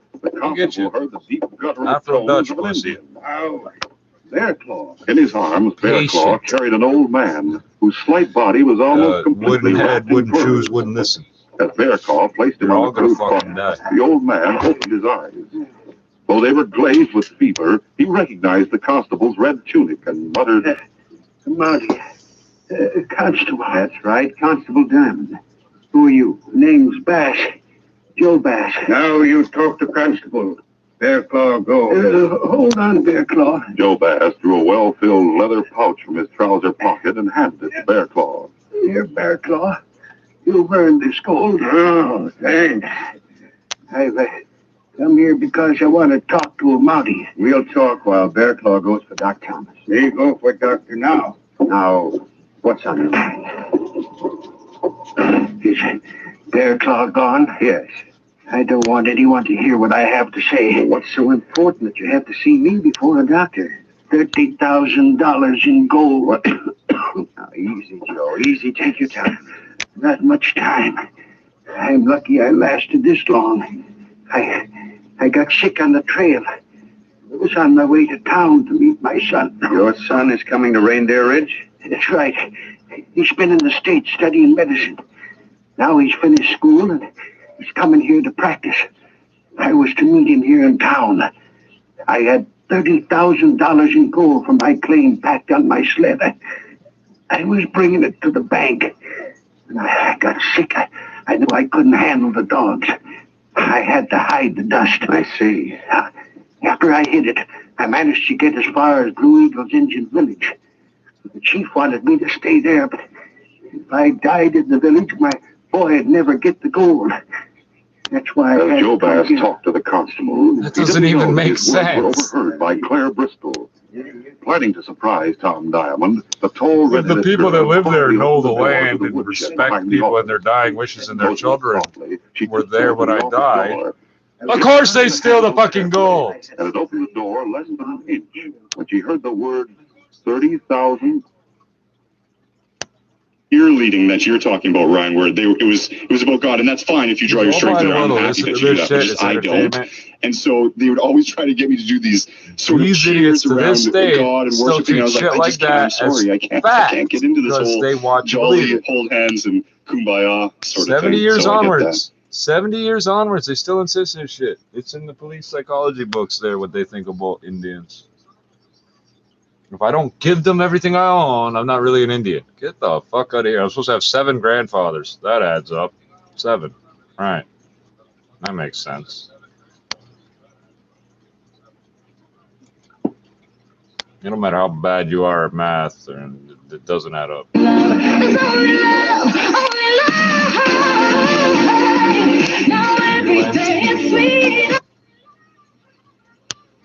Part of the defense strategy was to focus precisely on the emotional kick this case carried in Israel.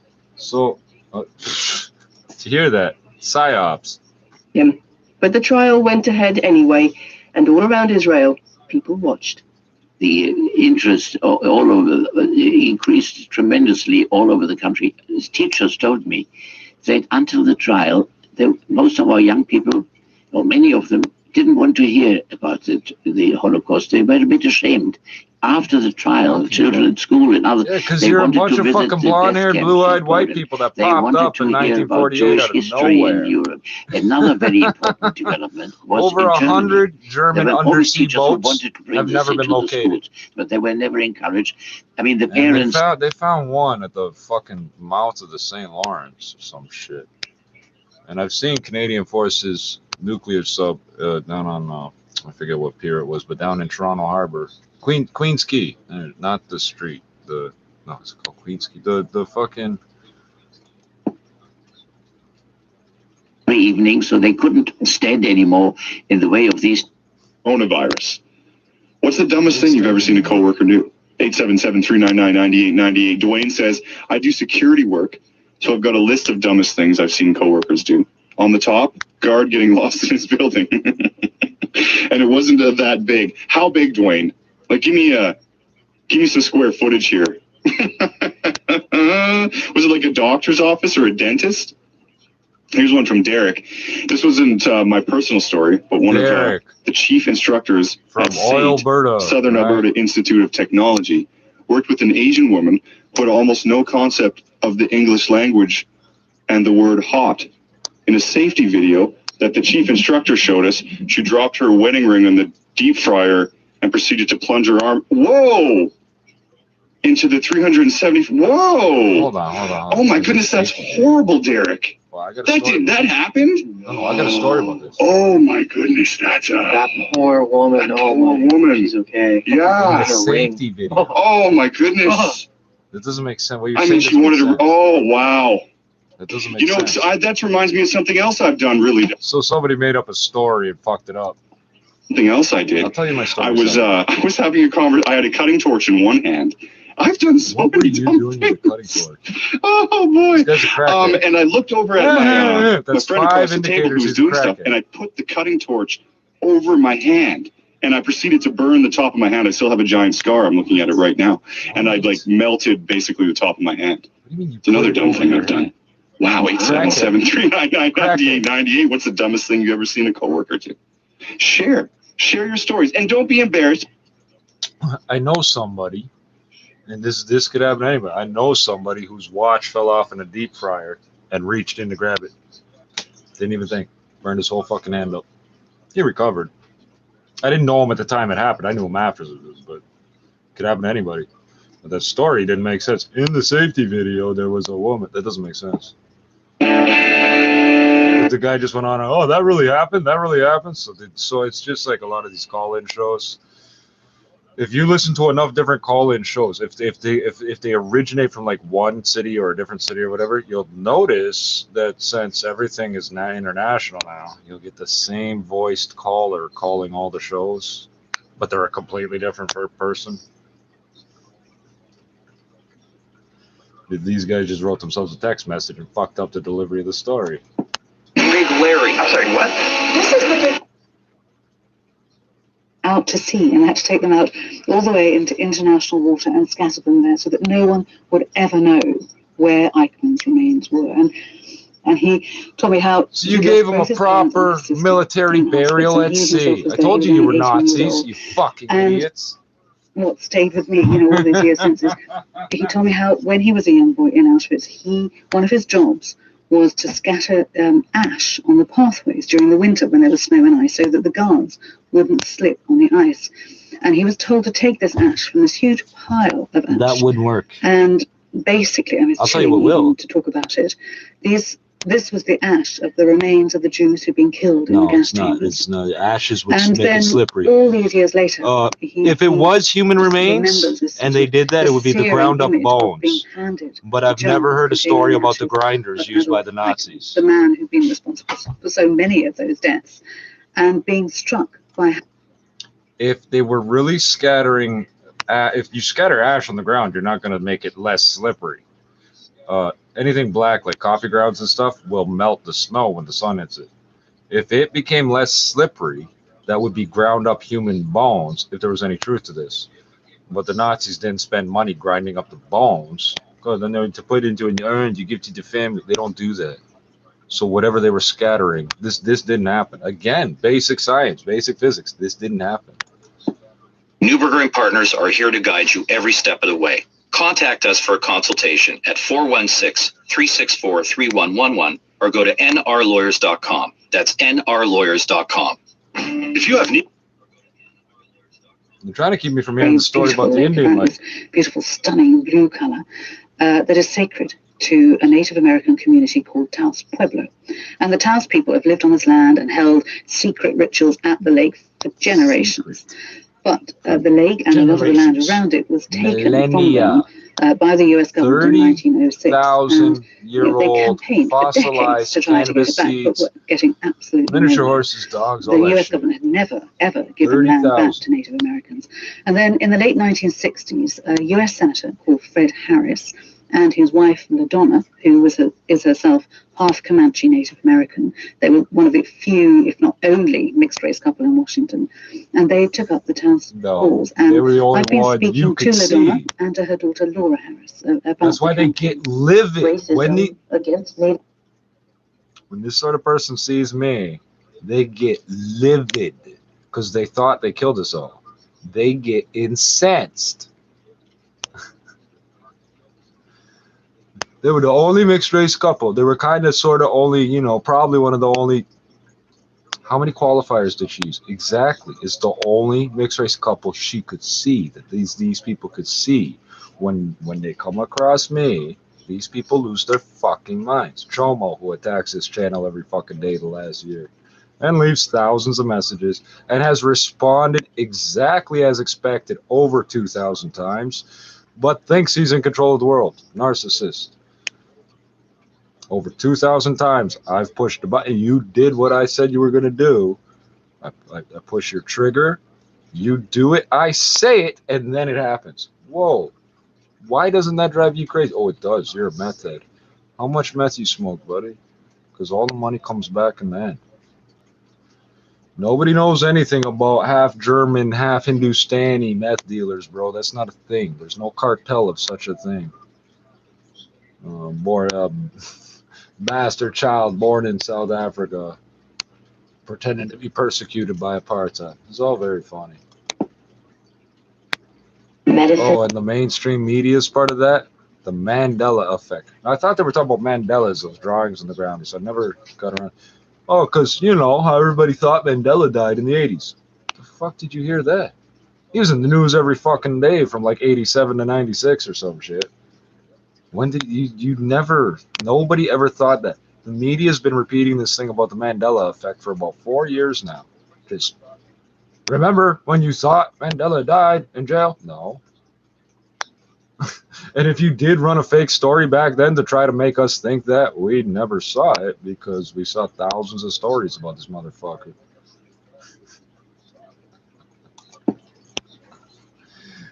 Tiwa-speaking people. That's why we laugh at the term white supremacy. A complex of multi-storied adobe houses are among the oldest continuously inhabited buildings in North America. It doesn't make sense. A very different lifestyle than the nomadic Comanches.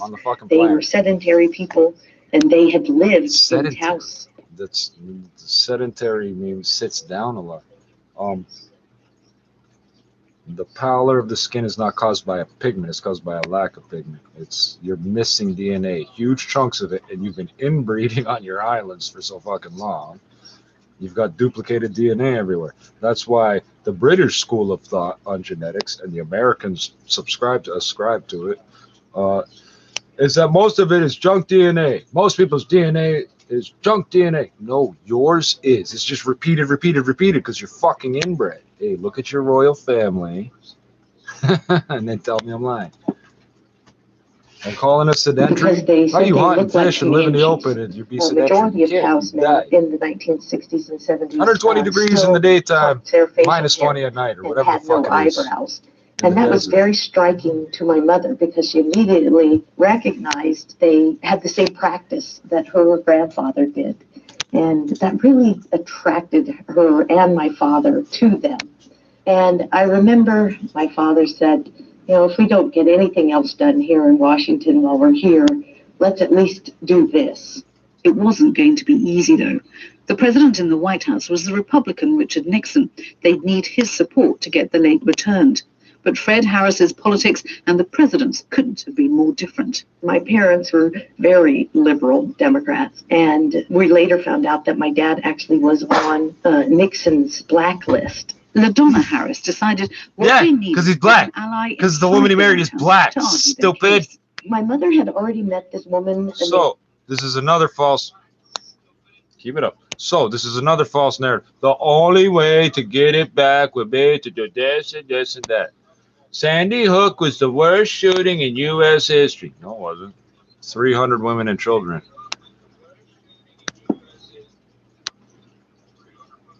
And the issue of returning the Blue Lake reached the desk of the president. You don't have it. Surprisingly is there a fence around it? Did you take it somewhere, stupid? Hey, I've been saying this for about 50. I've known it my whole life. I've been saying it to white people for about 15 years or more, maybe 20. I'm on the land. The land is still here. What did you steal? Their brains break. They lose their goddamn mind. Oh, but you can't do this. Every single thing they tell me I can or can't do. I'm required to do this. No, I'm not. I'm required to do this. No, I'm not. I'm required to do this. No, I'm not. There's no jaywalking laws here. There's no entrapment laws. There's no Good Samaritan laws. The Firearms Act does not apply to me because I'm an Indian. The Firearms Act does not apply to me because I'm military. I'm dual national. I don't have to recognize your borders at all. I don't have to because I can't be refused entry to Canada or the United States. The Highway Traffic Act does not apply to me. Fishing, do you want me to keep going? None of it applies to me. None. So what did you stop me from doing? What did you steal? You kicked me off my land? I wasn't aware of that. I moved the border of my land, so it now stretches from Nova Scotia to Manitoba, BC. Yeah. Pussy, you don't know who you're fucking with, dog. None of you white people have any clue what you're fucking with. You believe the little things your parents tell you to be. Oh, okay, I won't think about it. I won't think. My daddy said, my mommy said, but they're not here to protect your dumb ass now. They were a bunch of rapists too. Hey, how come your dad's always twice as old as your mom? You fucking white people. I'm just wondering. Now, how come like eight generations down, you all still look exactly the fucking same? Bugged out, no fucking color in your skin, no. Look at how beautiful the baby is. I can't fucking emote how fucking ugly white babies are. They look like an abomination to nature. They grow up into adults and they don't look any better. This looks white. This looks Caucasian. There's no pigment in my skin. I never knew that Native American men plucked all the facial hair from their faces. So you learn something every day. Finally, today. Did you hear that? I doubt that that's true. But if you cross certain bloodlines, you get hyperkeratosis, and that's why I have kinky, twisty, and curly hair in 6 completely different shades, including clear and white and red. Not your redhead red, blood red. This color red. Native men plucked out their... What did they pluck out their hairs with, stupid?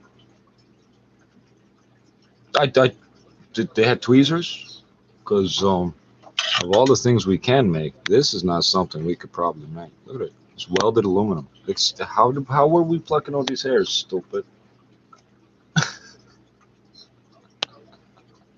You learn something new every day. Yeah, it's new. You invented it. Fuck, you're stupid. You gotta make shit up. Tell us you made it up. Believe it, and then tell us we're dumb for not believing it. Oh, and the other thing is I got a scar right here, a chin strap scar, so that's what makes it go fucking crazy. That hair is going straight through scar tissue. Next hour, we're going to talk a little...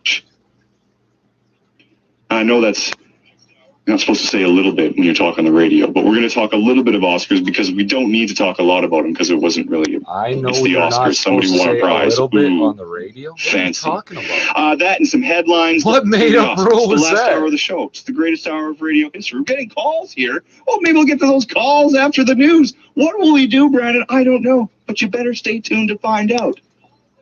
This is a made up rule. You just made that up. That would be indicator number 6 or 7. This guy's a crackhead. Somebody told him something. He just believed it, or he made it up in his head.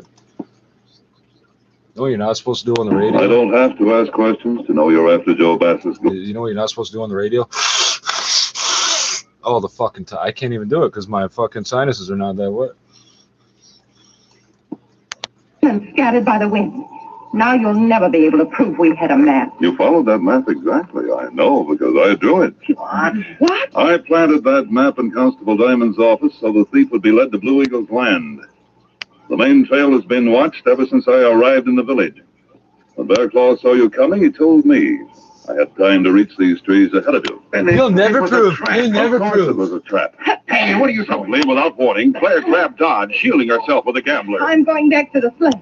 If you try and stop me, you'll have to kill Dodge. You dirty little double-crosser, you're not going to get me killed. With a sudden effort, Dodge wrenched free of Claire's grip. As he threw himself to the side, he lost his balance and fell to the ground. Claire ran for the sled. Stop, Claire! You're not going to shoot a woman! Preston's bullet clipped the sleeve of Claire Bristol's parka. The red-headed singer stopped in her tracks. No, it's interesting they covered that. When Preston snapped, stay where you are, Dodge. I'm not moving. Claire, that was a warning shot. The next one will be closer. All right, I give up. Trying to use me as a shield. You're both under arrest in the name of the 70 crown. years. Women still believe. Under control, Bear Claw. Oh, because I'm a woman, I'll get away with it. Because I'm a woman, I'll get away with it. Yes, there's women rapists too. They rape children and all the rest of it. They steal, set fire to things, all the rest of it. Everybody does. He's the one who shot Tom Diamond, Sergeant Preston. I'm talking about the delusion, the sociopath. You can't pin all the rap on me. As the two conspirators upbraided each other for the failure of their plans, Preston learned all he needed to know the plan to steal the map. With Dodge and Claire in custody, he went back to the village to pick up the signed treaty he was to deliver to Dawson. Then he and Bear Claw started the return trip to Reindeer Ridge. On the trail, they met the constable and King. 2 policemen joined forces. After the prisoners were in jail, the sergeant and Tom Diamond went to Doc's home, where Dick Bass was waiting for them. The constable told Dick of his father's death and the attempt to steal the map. And Dick, now that our prisoners are in jail, we can safely give you the map your father left with the constable. Here you are. And this is the map you said Dad left for me? That's right, Dick. It shows the place where he hid $30,000 in gold. Gold. I'd give all the gold in the world to have my dad back. Gold's only good for what it will buy. Dick, everyone must die. No one lives forever. It's only the good men do that endures. Poor Daddy. He's given you the means to do good in his name. Why, the gold, if I... Now remember, use it most for likely, something worthwhile, everyone on all of these recordings is dead. While I was waiting for you, I talked to Doc Thomas. He's getting old and tired. He needs help. What about it, Dick? Dad and I are the ones to help him. Well, you're a doctor. You could help him, but your dad... My dad's gold is going to equip an office. A little hospital with cots where a few patients can be treated and taken care of. Then, as cash comes in from the claim, we'll enlarge the hospital. Doc, my dad and I will join forces to fight sickness and disease. Oh, Dick, that sounds fine. What's wrong, Tom? Doggone. So you're going to bring water, clean running You want me water? to look at it? What exactly Be all were right you? in a few days. You people brought the disease to the more than the territories. shoulder is The something fuck no are you doctor talking can about? help. Well, what's that? Knowing I was wrong about a red-headed cafe singer named Claire. So hospitals are supposed to be scalable. Let me help you with your big plan, Dick. Maybe work will make it easier to forget. Well, I don't know about Claire, Constable, but we'll need a lot of help. Good luck to you, Dick. Come along, kid. Hey, Sergeant, where are you going? Dick and I are going to Dawson now that this case is closed.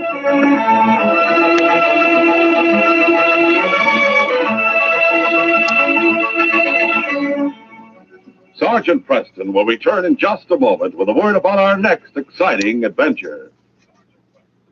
Question: what's the deluxe breakfast dish that's economical?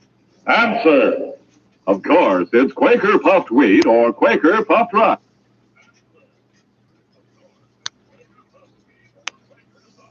It's Louisa. I remember making a program on the last mission to the moon, which I think was in 1972. John Young's name came up. Was he involved in that mission at all? I can't remember. China did a mission. I don't think he was involved in the last one, but John Young did walk on the moon on the previous mission, Apollo 16. No, Mars. And coincidentally, news of the space shuttle program would go ahead was announced in 1972 when John Young was on the moon. And you can see a clip of when they actually told him, and he gets the news, he's very happy, he bounces up and down on the moon and then salutes the American flag. So there is a tie-in between the moon and the first commander of the space shuttle. Thanks, Alex. So no matter which way you look at it, the space shuttle's a fucking joke. And a boondoggle. There you go. They always, the other day, the space shuttle gets approved. Now we've entered a world of cheap, reusable, blah, blah. It's the most fucking expensive way possible to get into space. Well, we'll fly back. Why?